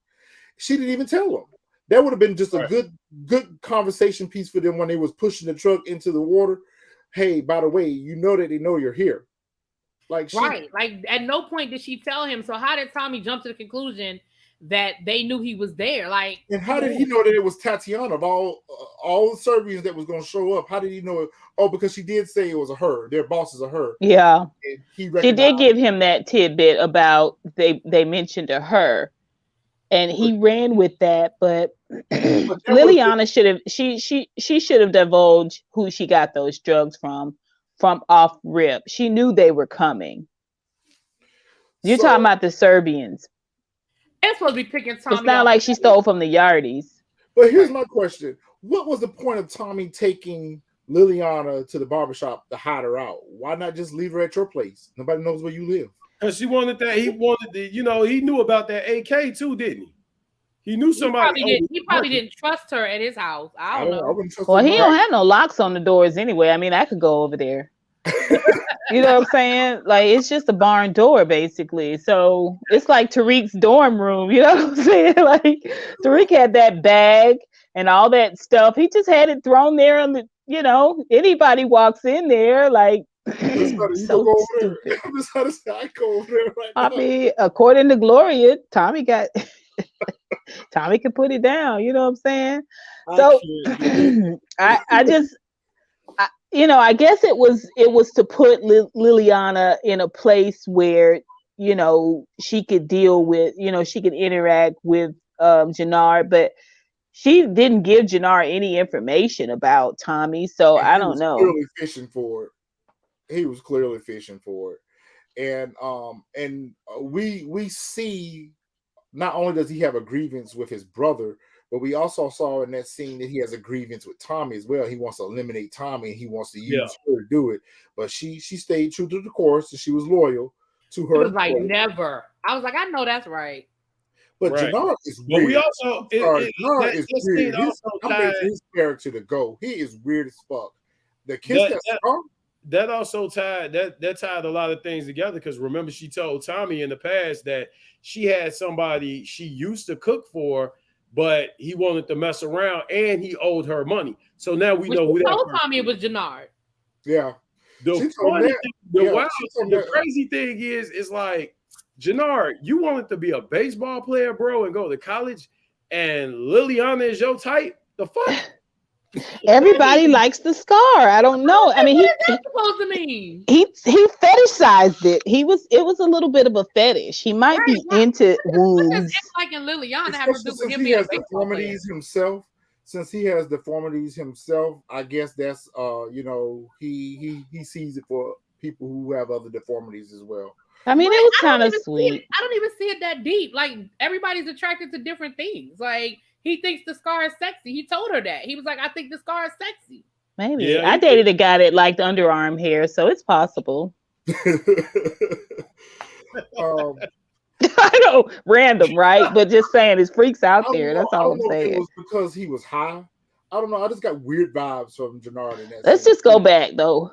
When I saw him tooting, it just took him down in my eyes a couple of notches. Yeah, like, I'm like, oh, not you too. Come on. My gosh. Okay. You a cokehead? He had like 6 lines there. He dragged 2. I was like, you gonna do all of that? Yep. He had a 6-pack. Yeah, you gonna do all of that, dude? And he probably sat there and dragged all of them. Yeah, but we saw him drag 2 for sure. Right. And he offered Liliana. And she was like, if I ain't cutting, I ain't doing. So that was a good thing. That's like if you leave your drink, that you got to get a new drink, right? It's the same principle. You better leave it. If you leave it, it's left. But it's the second kind of like creepy scene. Like to me, that exchange between Vic and Tommy, where he was like, "I know you screwing Gloria," and he was like, I was like, it was a little cuckoldish. You know what I'm saying? It was a little cuckoldish that it was weird. And then fast forwarding to Jenard, and when he gave her the money, and she was like, "Okay, go ahead." You know, I was like, "Go ahead." And he reached out and touched that scar. I was like, what in the OnlyFans is going on here? It was a little bit of OnlyFans moment. He's weird. I'm sorry, but he's weird. And he's just obsessed with Tommy now. I mean, that obsession is just going to consume him. But he should be closer to Tommy than Diamond, because Tommy saved his life in the beginning in episode 1. Yeah, but Tommy to put him on blast too. He told him your little brother gun jam. So and he took baby aspirin. And he was brought the drugs back, saved your life, and rescued you, when Rojas people had roped you up.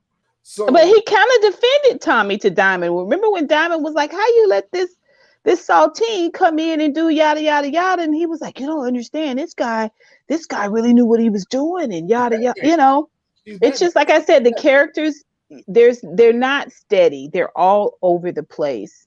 Every character can go either way, here or there. It's very higgly-piggly, and it's unsettling. I know they feel like it's keeping us on our toes, but it's just confusing things. It's muddling things up. Of all the things that I had an issue with in this episode, the very next thing that we're going to talk about is what I have the biggest issue with. So Tatiana arrives on a helicopter. Right. They drop her off at a helicopter. So you know right there, she is boss status. She is kingpin boss status. She came in on a helicopter, escorted to a Maybach SUV waiting for her. She's a bad bitch. These Serbians, we had them for 2 seasons. They had them infiltrated Ghost's club, posing as his security. Yep. They had that whole club on lock. Ghost came in there. They had them found out the combination to the man's safe. They had them tapped into the cameras. They had them put Ghost shit on lock. They were a very formidable opponent. You're telling me that Tatiana, first of all, shows up at this meeting and her guards were armed, but they didn't have their guns drawn. Like, y'all arrived at this situation and didn't, check it out? Y'all should have people on the rooftop watching y'all in this meeting. From the windows to the wall. And Vic is able to come up and shoot both of them. And you had 2 mediocre ass bodyguards. Yeah. There's no reason why Tommy gets to drop on them twice. The first time, maybe. I give you the benefit of the doubt. But she knows who...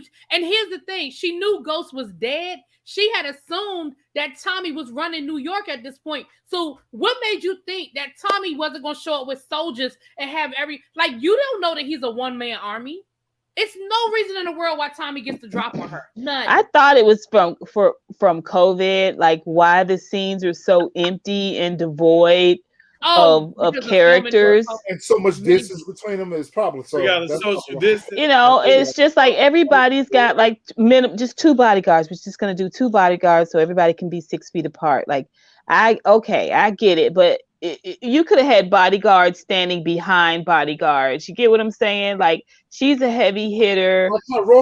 Like you were saying, Retro. It's crazy. When they rode up on Roaz, you remember they had the shooters up in the balcony? Yeah. Aiming at him. Yeah, he traveled in a convoy. Traveled in a convoy. And I mean, and my thing is this. Then you have 2, and I hear what you're saying, Miss Honey. We're trying to make it make sense.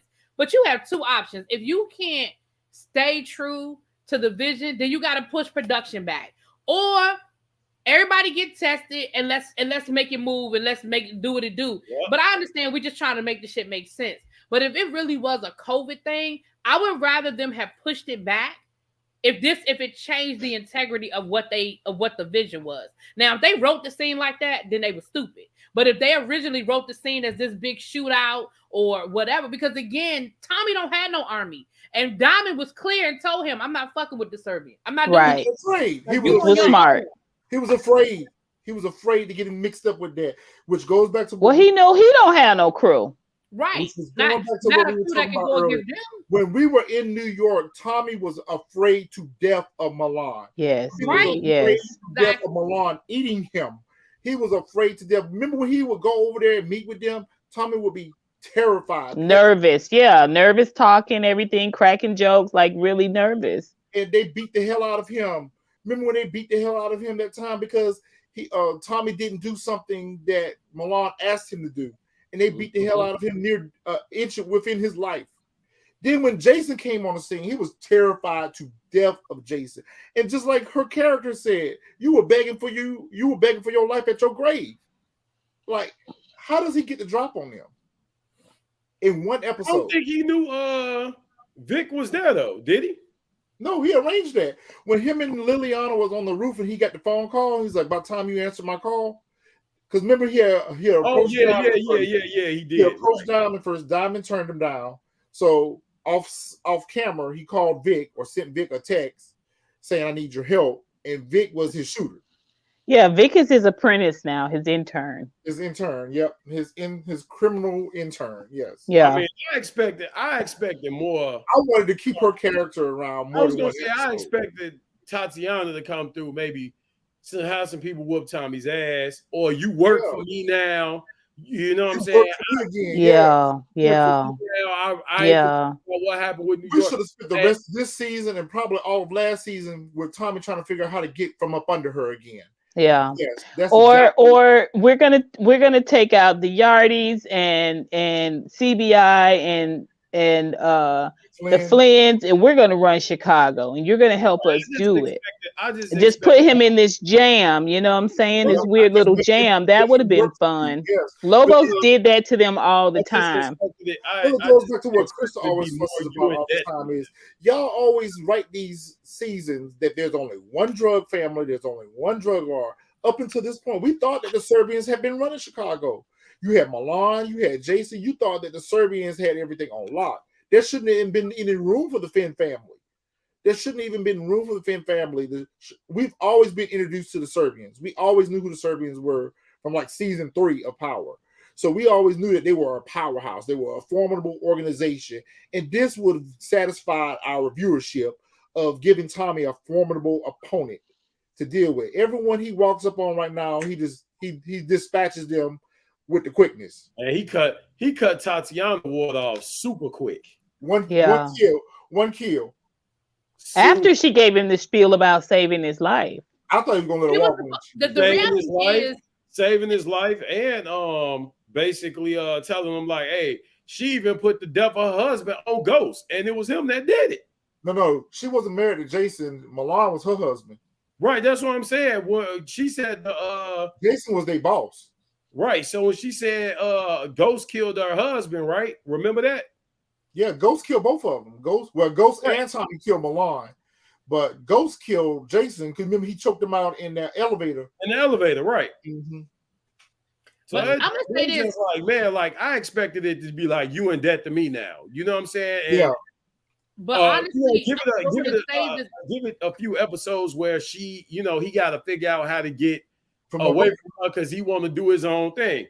Man, he cleaned the whole parking lot out.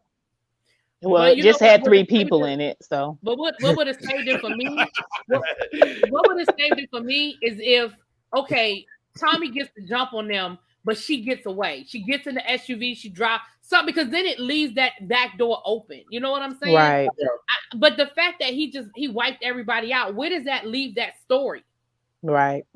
He's gotten rid of the Serbs now. Voila. No, I don't think magic. I don't think we're done with them yet, but it's not going to explain how their big boss is coming in because they talked about him too much in this episode. So he's going to come looking to see what happened to Tatiana because she didn't come back with the drugs.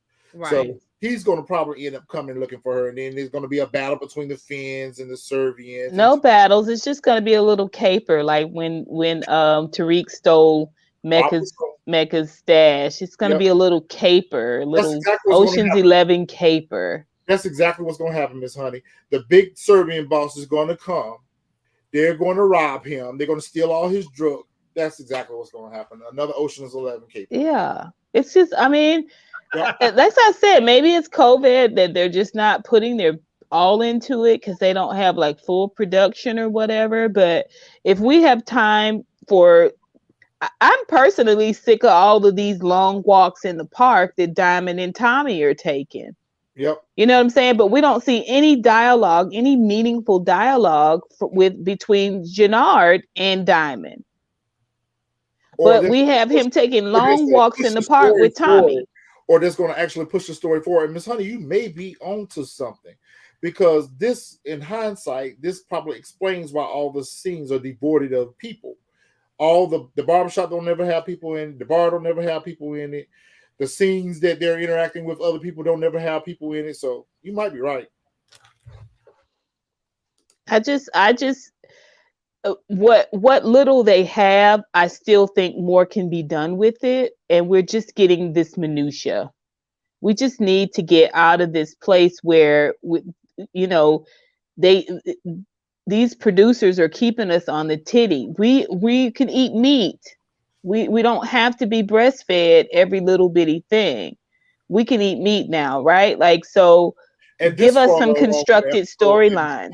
Yes, we're on episode 4. So at this point, think about it. In book 2 and Raising Kanan, by the time we got to episode 4, we were actually invested in characters. Yeah. And the way they're writing this is they're writing it where you're only going to root for Tommy. Yeah. Whereas in Raising Kanan, at this point, we had to start to fall in love with Rock. We had to start to fall in love with Jukebox. Yeah. We had to start to fall in love with Lulu. You know, we had to start getting invested in the other character story arcs. Yeah. Well.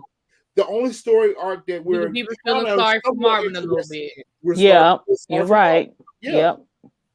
The only story arc I can say that we're actually interested in is probably Claudia's. That's it. Because even JP's story arc, I can live without it. Yeah. It doesn't excite me. That's a season 2 storyline. Like we'd have been better off with him telling a story about his son and kind of leaving that hanging until next, and we meet the character. Like, we meet this little boy. We see that he's a soldier. We see, like, let him survive. Let him live through this season. And then next season, we introduce his vendetta he has against his father, and we bring that in. And then we can that gives us time to build up who JP is. And, like, it gives us time. Like, we don't have to have everything now. Yeah. You know you're going to get a season 2. It's no, like, you're going, like, the relationship that 50 Cent has with Stars, we know that they're going to give him at least 2 seasons to fuck up. So it's no way in the world, like, you got a season 2. But that's a season 2 storyline. We didn't need that right now. They're crowding too much on us. They're crowding too much on us and giving us short episodes on top of it. So that's why we're so claustrophobic right now. Because they're closing in all these story arcs that they're trying to. It's kind of like what they're doing with Bel Air, and I'll say that for Bel Air. But they're crowding so much on us, like they're trying to close story arcs in season 1 in an episode. Like it's the Tyler Perry method. They're not. It's the Tyler Perry method. A whole season filmed in 5 days. It's the Tyler Perry method, and we get nothing from it. We're just left to chase all of these rabbits down these, miscellaneous holes. I like the show, but I also could do without it. Out of all the other powers, this one just is not. It's not as much as I hate the storyline for book 2. As much as I hate Tariq being the center character for book 2, I would have just been more happy with Tommy being the lead role in book 2. And his constant conflict between Tariq and Tasha would have been a better story for me with Tommy. Yep, I agree totally. Unless you give me something with some substance, maybe when they bring Kate in, maybe we'll have some more substance. But Tommy is not a lone character. Tommy has always kind of had, story arc centered around him, like with Lakeisha and Holly and Ghost and Tasha. He had relationships with Tariq. there was always potential for him to go kaboom. That was the best part about Tommy, is that exactly that he was a live wire. unpredictable. Yes, he was a And it live was wire. Ghost that kind of kept him a little bit tame. Like Ghost held that leash. Or Tasha, because you remember there were a lot of times where Tasha kind of kept him in check. You know, when he was beefing with Ghost, or when he was getting ready to want to go kill Angela. I love that dynamic that, you had people in Tommy that were trying to, help him think through his decision making. And I get that y'all want to write the character now that he's a boss, but y'all are making him Batman. Y'all got him lurking in the shadows. Yep. Y'all got him getting a drop on any and everybody. You're not giving him a villain. You got him just making light work of any and everyone that he's interacting with. Basically, he doesn't. I mean, he's pushing babies over. How can we say you are formidable and you're pushing babies over? Anybody can push a baby over. Walter Flynn is just an elderly man with a bad cough. Like, what's going on? Elderly. But I think what we're missing from Tariq's season and from Forrest is that unpredictability. Do you guys remember the moment that Kanan shot Sean in the face? I mean, we was like, oh my gosh, right? Look, it was such an unpredictable moment when Ghost snuck in and killed his best friend. It was this crazy moment. We have all of these capers and they have all these back doors and loopholes where they get out of it. And, Brayden has gone free and he's going to, his dad is pulling him out of school. Like, Brayden should have been snubbed. Like, there needs to be more bodies on the ground. This is the drug game, man. Like, where is it? We don't have that same gritty, edgy feeling that we had with the original Power. Every episode that we watched of Power left us on, I can't wait to see the next episode. Left us with, oh shit, what's getting ready to happen? Right. You know what? Getting out of jail. They built up that cliffhanger, right. Yeah. Around Tommy and Liliana both went up against the Serbians and both survived. Where they do that at? Especially after she had done stole from them. Where they do that at? Especially after she had done stole from them. Yeah. And they knew they should have got they had to drop on her at the house. She should have been dead right there. It was no. At least roughed up. I mean, she got a light burn. You know what I'm saying? Well, they fucked her up a little bit, but not like how they should have. I agree, but I that's what I want for this. This is what I expected for Forrest. Build up that suspense for me, where just like they built up the suspense with Kanan, a whole season of this man working behind the scenes, but wolf in sheep's clothing.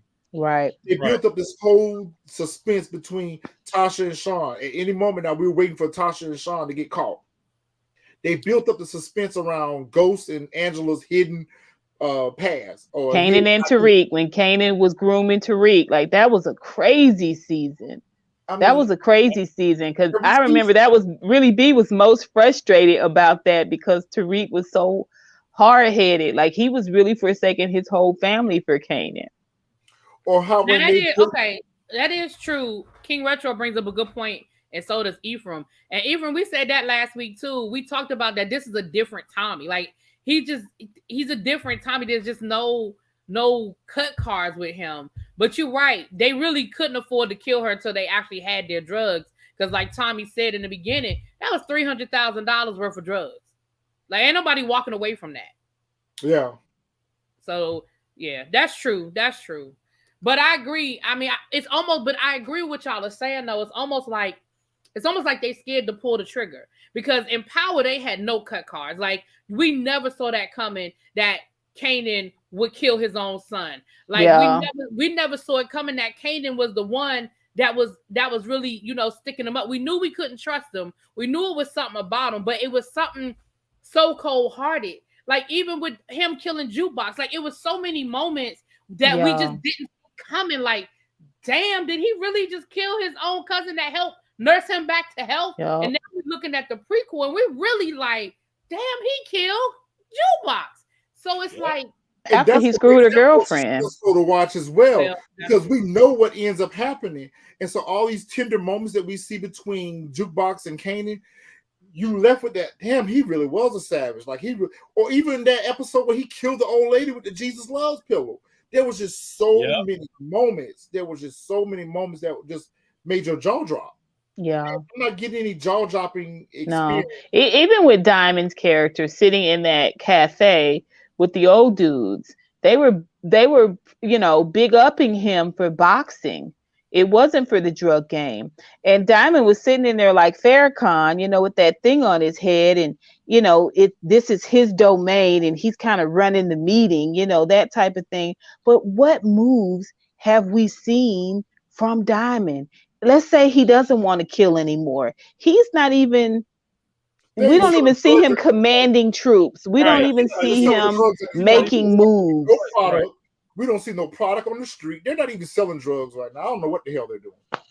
It was just crazy. And it's to see them walk up. Okay, so the scene where they're going to go meet the Yardies, and that goes south, right? We see where Tommy's in his car. Vic goes to get in his truck, right? And we see where Diamond just walks down the street, man. Yep. Just walks down the street like Tariq, like he's dropped off in these random places and is just walking down the street. Like, it's just not giving. It's not giving. I don't know. I don't know. I'm just looking for more, man. We are enjoying the show, but for us who hardcore fans, and you bring all these other tie-ins, those of you who probably get frustrated with us referring back to the other series, well, we have no choice because you're bringing characters back from the other series. So we have to reminisce back on those moments. And I guess that's what frustrates me is the writing, whoever was doing that writing on that first Power, A1. Now, as the seasons progress, things got a little bit predictable. Things got a little bit out of the control, with the whole Dre situation and Tasha's druggy daycare. There was a lot of things, Lakeisha's character. There was a lot of things that we didn't like in latter seasons of Power. But I would say the first 4 on point. Every episode was suspenseful episodes that had you wanting more. And then, we got the after the show things where Courtney Kemp would come on, she would talk about the episode and break it down. We got the Power Confidential. We can't even get a whole hour. We can't even get a whole hour of the show. So we get a 45-minute show that you're trying to, or a 55-minute show that you're trying to cram all these story arcs in, and you're just not giving me a 55-minute show that's full of about 25 minutes of unnecessary commentary and scenes. So let's talk about, this is probably the last thing that I probably want to talk about because the rest is just useless for me. But D-Mac rolls up on JP's bar and gets ready to shoot it up again. We see him tell his crew, hey, look, we're not, they want to rob the place. He didn't want to rob the place. He just wanted to shoot up the place. He was going to burn it down. He said burn it. Well, I thought they were going to go shoot it up again. Wasn't it daylight? Was it me or was it daylight? Dusk? They was going to burn. They was going to set the place on fire. Because he said, go in there. He said, we're going to light it up and we out of here. Oh, damn. Well, when he said light it up, I was thinking that he was going to just spray it up again. Gunfire, yeah. Yeah. That was the impression that I had. But why does JP come out with a baseball bat? Because now he wants you punks. Yeah. Why y'all like you literally know that when they show up with guns. Why the hell do you have a bat? You see them with guns. Well, they've got guns in their hands. Because we came out busting. He should came out the door busting. As fans of the show, we are left to expect that basically, if he come out with a gun, he's shooting. Somebody going down. He come out with a bat, everybody pause. This motherfucker got a bat? like, come on, man. I mean, you rapscallions, how dare you? Right, his character's so weak. They write his character so soft and weak. I'm telling you. Out the door busting. He should have just came out. He could have come out with candy canes. Here, let Daddy give you a little candy. It would have been just as impactful. Right, and then D-Mac turns around and shoots a sign behind him to keep his friend from shooting his dad. basically. I like that. I did like that. I did like the fact that he's mad at his father, but he don't want to take it too far. Yeah, I like that pause. That pause when we were waiting for JP to recognize D-Mac and he didn't, and the look on D-Mac's face. Hurt, disappointment. Yeah. Yeah, he was hurt. Yeah, that was a good moment. Right. He was waiting for the recognition. He was waiting for his father to yeah. It was a good moment. That was that Stone shock look like, oh, he really don't know who I am. Yeah. You know what I'm saying? And deal with him shooting, like you said, with him shooting the light out when his friend was gonna shoot him. But I just feel like you know, when he said light it up, if you're gonna light it up, you're not getting out the car and just shooting up or standing on the street shooting. Again, we said that, well, I mean, Diamond did say they not that smart, so that's that. But when you say light it up, I mean, you gonna go in there and burn it? All y'all standing there right in the window to hit what? Unless you're gonna see it. But these are the same ones that's been doing that. They've been driving by and shooting it up and driving by, and that's what I'm saying. The expectation is if they're gonna light it up, they're gonna stay in the car and shoot it. Now they didn't got out the car, so what they doing now? I think the only reason why they had them get out the car for this moment. Yeah, but that one moment made up for that dopiness in the barber shop where, you know, his friend, he was rattling off all his friends and stuff. Kind of somewhat redeems the character. It redeemed the character. It really did. It redeemed the character because now we see that even though he's resentful towards his father's abandonment, he's not willing to take it so far where I want to kill my father. I just want to send a message. I just want to fuck with him. I just want to fuck with his business, you know. But the ideal of actually going in and robbing him, but even before his father was in imminent danger, he didn't even want the guys to rob the place. He didn't even want them to rob the place. Yep. We're just going to shoot it and leave. I mean, we've already killed one father throughout the Power season. They just don't want to kill another one. Listen, I used to think that too. I just told Crystal that day. I said, "Well, look, they kill family members in Power, so there is no such thing as being loyal because you family."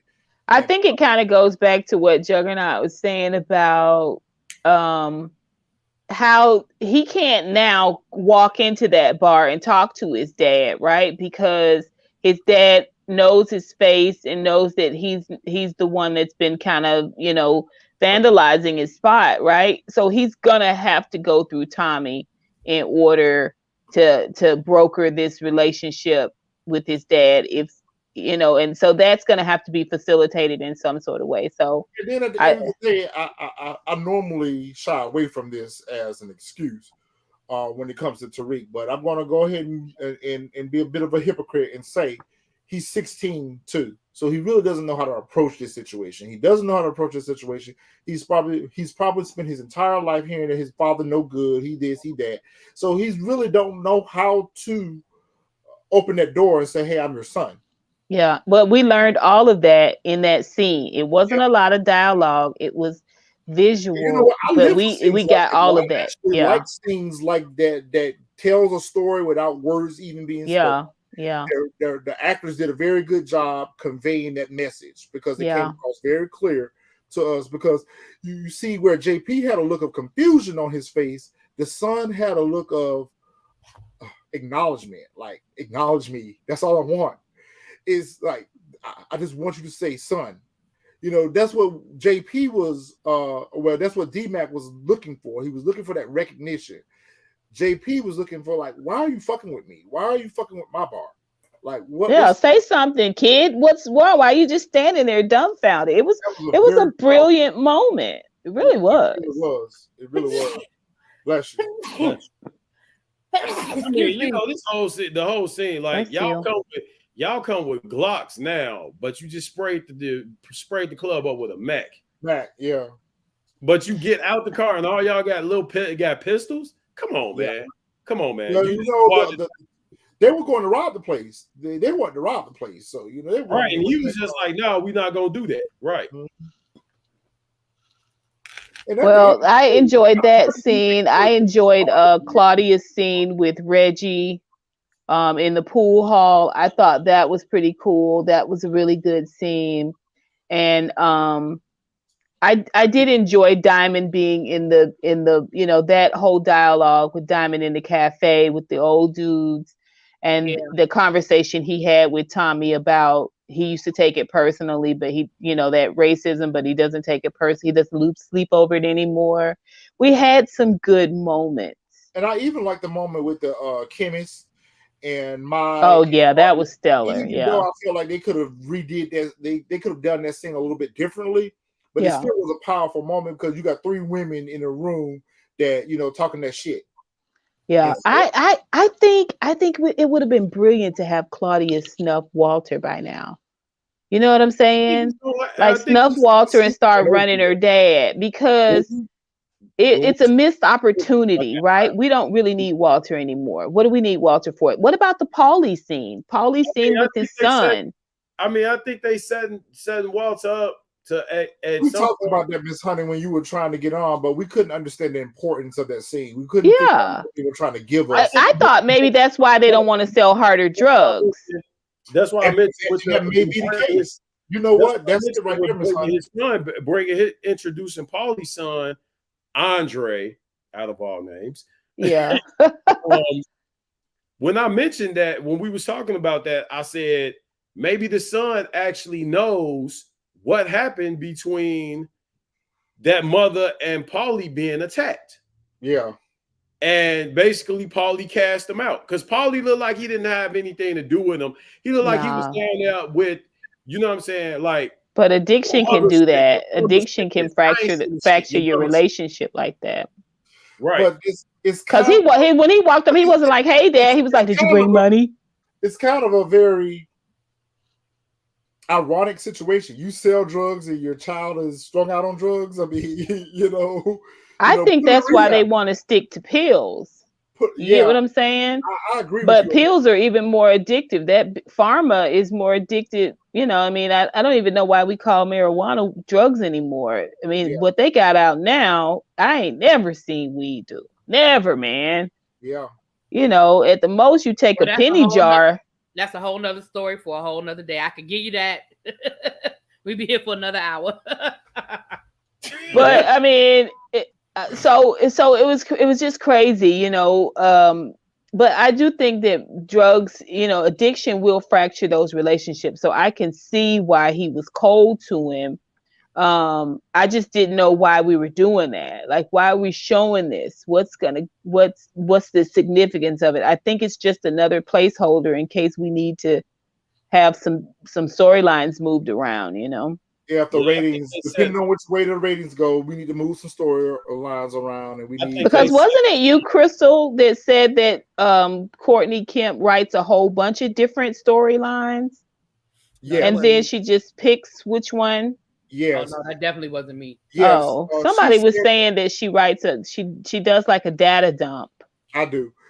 She said that in one of her lives here recently with book 2. Because there was a lot of scenes that a lot of the fans were asking her questions about, and she said that she had a scene written for that, but they edited it out. So she writes a lot of different scenes, and the network picks and chooses what scenes they want to be in the episode or whatever case may be. Which I don't understand that part of the production process. But she has certain scenes that she has written that answers a lot of the questions for the fans, but of course she can't get them all into an episode. So, because she said her ideal would be to release a lot of those scenes and kind of even make many little stories out of them, which I would love that they did that. They did like little 15, 20 minute, mini stories. I can't remember. There was a show that used to do that. That, after the main episode would air, they would have like a little mini episode after it that kind of answered questions in the previous episode that you didn't get answers to. And then she said also that's how they were able to do that. The last 4 or 5 episodes of season 6 of Power, where they told those stories from the different characters' perspective. She was saying those were all scenes that they had written for episode 610, but they chose to make them individual episodes because they couldn't get all of those viewpoints into one episode. So I wish that she did more of that. I would like to see more of that, even instead of doing like the Power Confidential, just like when they did Power Confidential. That was like a 20-minute, Q&A session. Give us that little 20-minute of scenes that didn't get to air, that didn't get to make it to the real episode, kind of like a music video type thing almost, where we can actually see a lot more of the story being told, or if there was a book that accompanied the show, and you could go back and read and pick up on, you know, certain elements that didn't make it to the show, but now you kind of understand. It's kind of like reading a comic book and watching an animated series that goes with that comic book. Like, you know, certain story arcs they touch on, but they don't dive deep into that story arc. So it will be interesting to see if she did something like that. But I need us to give us a whole hour. I have a article, and you guys may have already seen it, about what the characters were supposed to be. Yep. And so you can kind of see how they strayed away from it, and really, I will send it to you on Instagram, and then you can farm it out to the fellas. But it's interesting, and it's a little bit like reading the book before the movie comes out, because once you read it, you're just like, oh man, that would have been so cool if they had written it the way that it was originally intended. So I think you guys will find it interesting. I think a lot of that has to do with the fact that Courtney Kemp had to up and leave and go start working on her Netflix project. So she didn't really get to finish the Power project. She just kind of handed it off to other showrunners and handed it off to other writers or whatever, even though Do we know the showrunners? Do we know them at all? I'd like to see what other projects they've worked on. So that it'll give us, like Misha Green. We kind of know what to expect from Misha Green. What's the guy's name? He writes a lot of episodes. He's written a lot of episodes for Power that's running this show right here. I can't remember what his name is. I'll look it up. Yeah, I'll check it out. See if I can find it. All right. Anything else we feel of substance to talk about other than I think that last scene between Tommy and Liliana is just basically when she's like, the storm is coming. He's like, the storm's already here. I just think that's a call back to the Serbians have arrived. And yeah, well, so far we've just gotten light rain. Right. Our problems with them is not over yet. Chance of scattered showers. Like I don't see it, but okay. Yeah. So anybody got predictions for who's gonna get merged? I got a list. Yeah, I got a list. I got a list. I'm just gonna list quick too.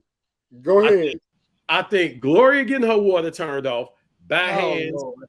Yep, I think Gloria getting her water turned off by the hands of Walter. If he doesn't turn Gloria water off, I think Walter is going to get his water turned off. And it's either going to be by Tommy or Vic. Walter ass is out of here. Showing up at that bar, yeah, that put a lot of things in perspective right there. You already know Tommy has been at that bar. Vic was already at the bar. They done broke up. Yeah, I think somebody between Gloria and Walter, hey, look, he already standing up to his daddy. He told him, look, if I go with her, I'm a man, but I'm your boy if I stay with you. So, yeah, I think Walter coming to that end, man. They gonna cut that cough off permanently. Okay, so my list is Gloria. She's at the top of my list. I do think Walter is going to be responsible for it, but I think he's going to frame Tommy for it to turn Vic against Tommy. That's what I see happening. I think that Elijah, Jenard's homeboy, I think he up out of here. I don't want this one to happen, but I can see Liliana, she's not gonna make it. I think that them Serbians are gonna catch up to her and they're gonna kill her. I don't think that she's gonna make it. And I'm gonna be really disappointed if that happens. I really don't want that to happen because I really like this dynamic duo between her and Tommy. Right. I really like that element, but I don't see her making it. I don't think Maya gonna make it. I think Maya up out of here. Once Claudia asked to meet with that chemist and they got that connect, she's no longer useful. So let's get her up out of the way. And I can almost see something that either happening to JP or either something happening to the son. They're not going to have a happy reunion. Something's going to happen. It's either that father going to die, JP going to get shot, that son going to get shot. Something going to happen that bring that family close. I think it's going to happen at that bar too. Something needs to happen to bring them together as a family. They need to have some kind of tragedy that brings them together as a family. You know it's not going to be Tommy. The show can't go without Tommy, so ain't nothing going to happen to him. So it's going to have to be something that either happens to D-Mac or something's going to have to end up happening to JP. And I also can see Walter is going to die. I don't think it's going to happen this season. I don't think his kids are going to kill him. I think he's just going to die from whatever. This is like Miss Honey said last week. He's time to go stand on the stairwell to heaven. He on the stairwell to heaven. He's infirm right now, so I can see him just his disease taking him on out. But I would like to see Vic take him out though. So those are my death predictions. Really? I think Walter dies, but I don't think anybody kills him. I think Walter dies. I do too. But I think that's at the end of the season. I think that's how we move into next season. Or at least the cliffhanger or the whatever. Because Walter and his two kids are going to be moving all season. They're going to be moving in a way to be able to take over and create a dynamic where the two of them will be going against each other once he's gone. But I don't see him living past this season. I definitely see Maya gone. She did her job, you know, there's no need for her anymore. I think, and again, I don't know if this is this season or next season, but I definitely see Jenard gonna have to. There's gonna be a reckoning. There's gonna be a Cain and Abel moment with Jenard, and I thought it was last weekend, but I guess not. But it's gonna be a Cain and Abel moment, and one of them don't walk away. And again, we know it ain't gonna be Diamond. So that's it. You don't think nobody else gonna die? Huh? You don't think nobody else gonna die? I mean, they probably will, but I don't know. Like, I don't see JP going anywhere anytime soon because for whatever reason, they think we care about this storyline and we don't. So yeah. I don't think JP goes anywhere. Well, I think Gloria does either. So I think Jenard is going to die. I think he's gonna lay a plan because he's so jealous-hearted of Tommy to kill Tommy, and I think Diamond's gonna end up killing him consequently because of it, and we're probably going to have this emotional death scene. I think that death is going to push Diamond back into killer mode, and we're going to see, instead of seeing this peace, love, Dalai Lama Diamond, I think we're going to see killer Diamond come to fruition. I do think that Mai's going to go. I do believe Walter's going to die. I think JP's gonna die, and I think D-Mac is the one that's gonna do it, not intentionally, but I think he's gonna orchestrate something that ends up with his dad getting killed before he gets to know him, and then that will leave him in a place to deal with Tommy, and Tommy's gonna be able to give him information about his dad because he spent the whole goddamn season learning all these mundane things about JP. We don't have any investment in JP, just like we don't have any investment in Mai, right? I don't think Gloria is gonna go. We need a hot piece of tail. Every episode's got a hot piece of tail. If it ain't nothing but rock, we got a hot piece of tail in every book, and Gloria is it. So that's my predictions. Walter, Mai, I think JP, definitely Jenard is gonna go, and that's gonna be a turning point for Diamond. See, God, that's crazy because I'm right the opposite. I'm right the opposite. I do agree with you. I think something's going to happen in that family, but I think it's going to be D-Mac. I don't know if he dies. Maybe he gets shot or something. Something needs. I agree with where you're going with that, Miss Honey, because I see the same things that you're seeing, but I'm seeing something different. I'm seeing where that family is going to come together and they're all going to work together. D-Mac is already in the streets, ripping and running the streets. Tommy's already in the streets, ripping and running the streets.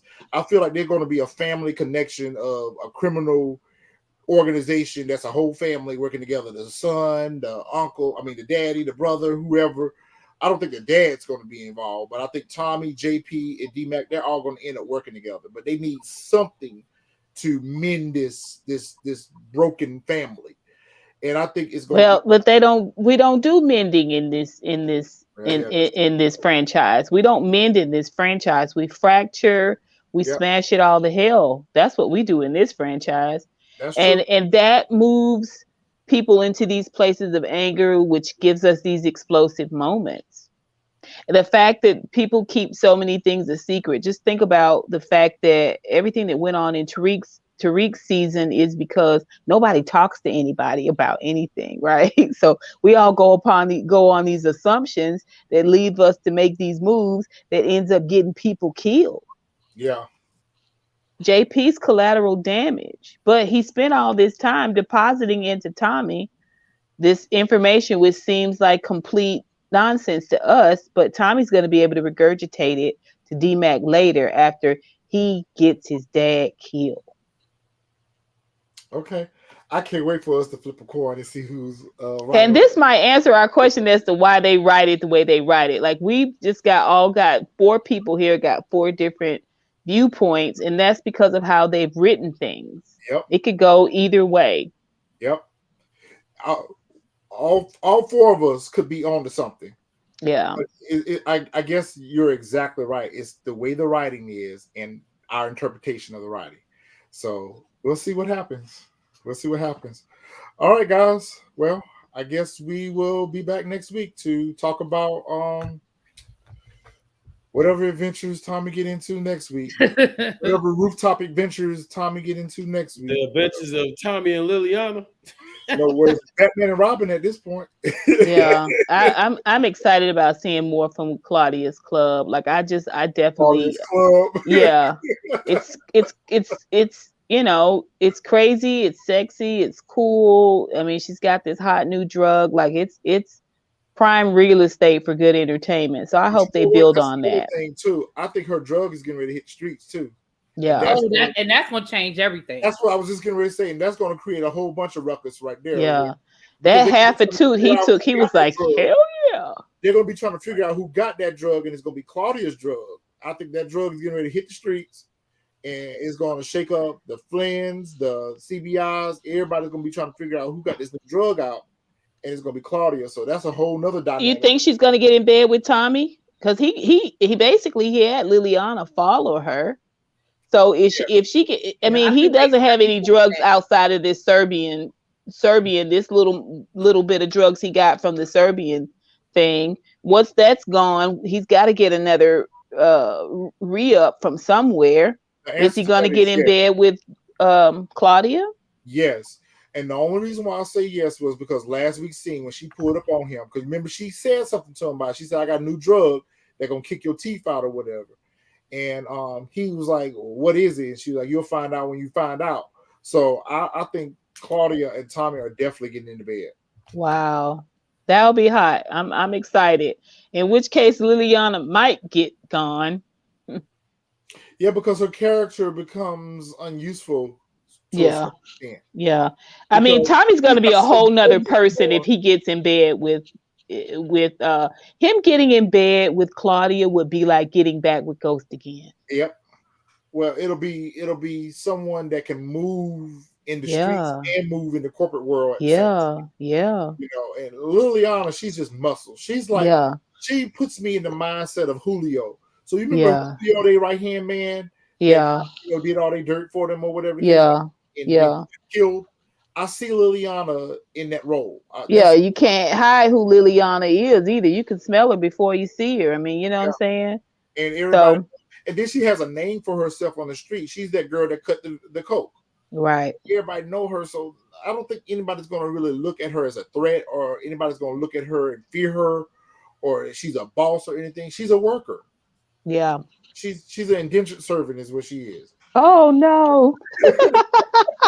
Not an indentured She's a worker. She's in servitude for time. Too far, Retro. Too far. For her life right now. It's time to go. It's time to go. All right, y'all. We'll see y'all next week. All right, you guys have.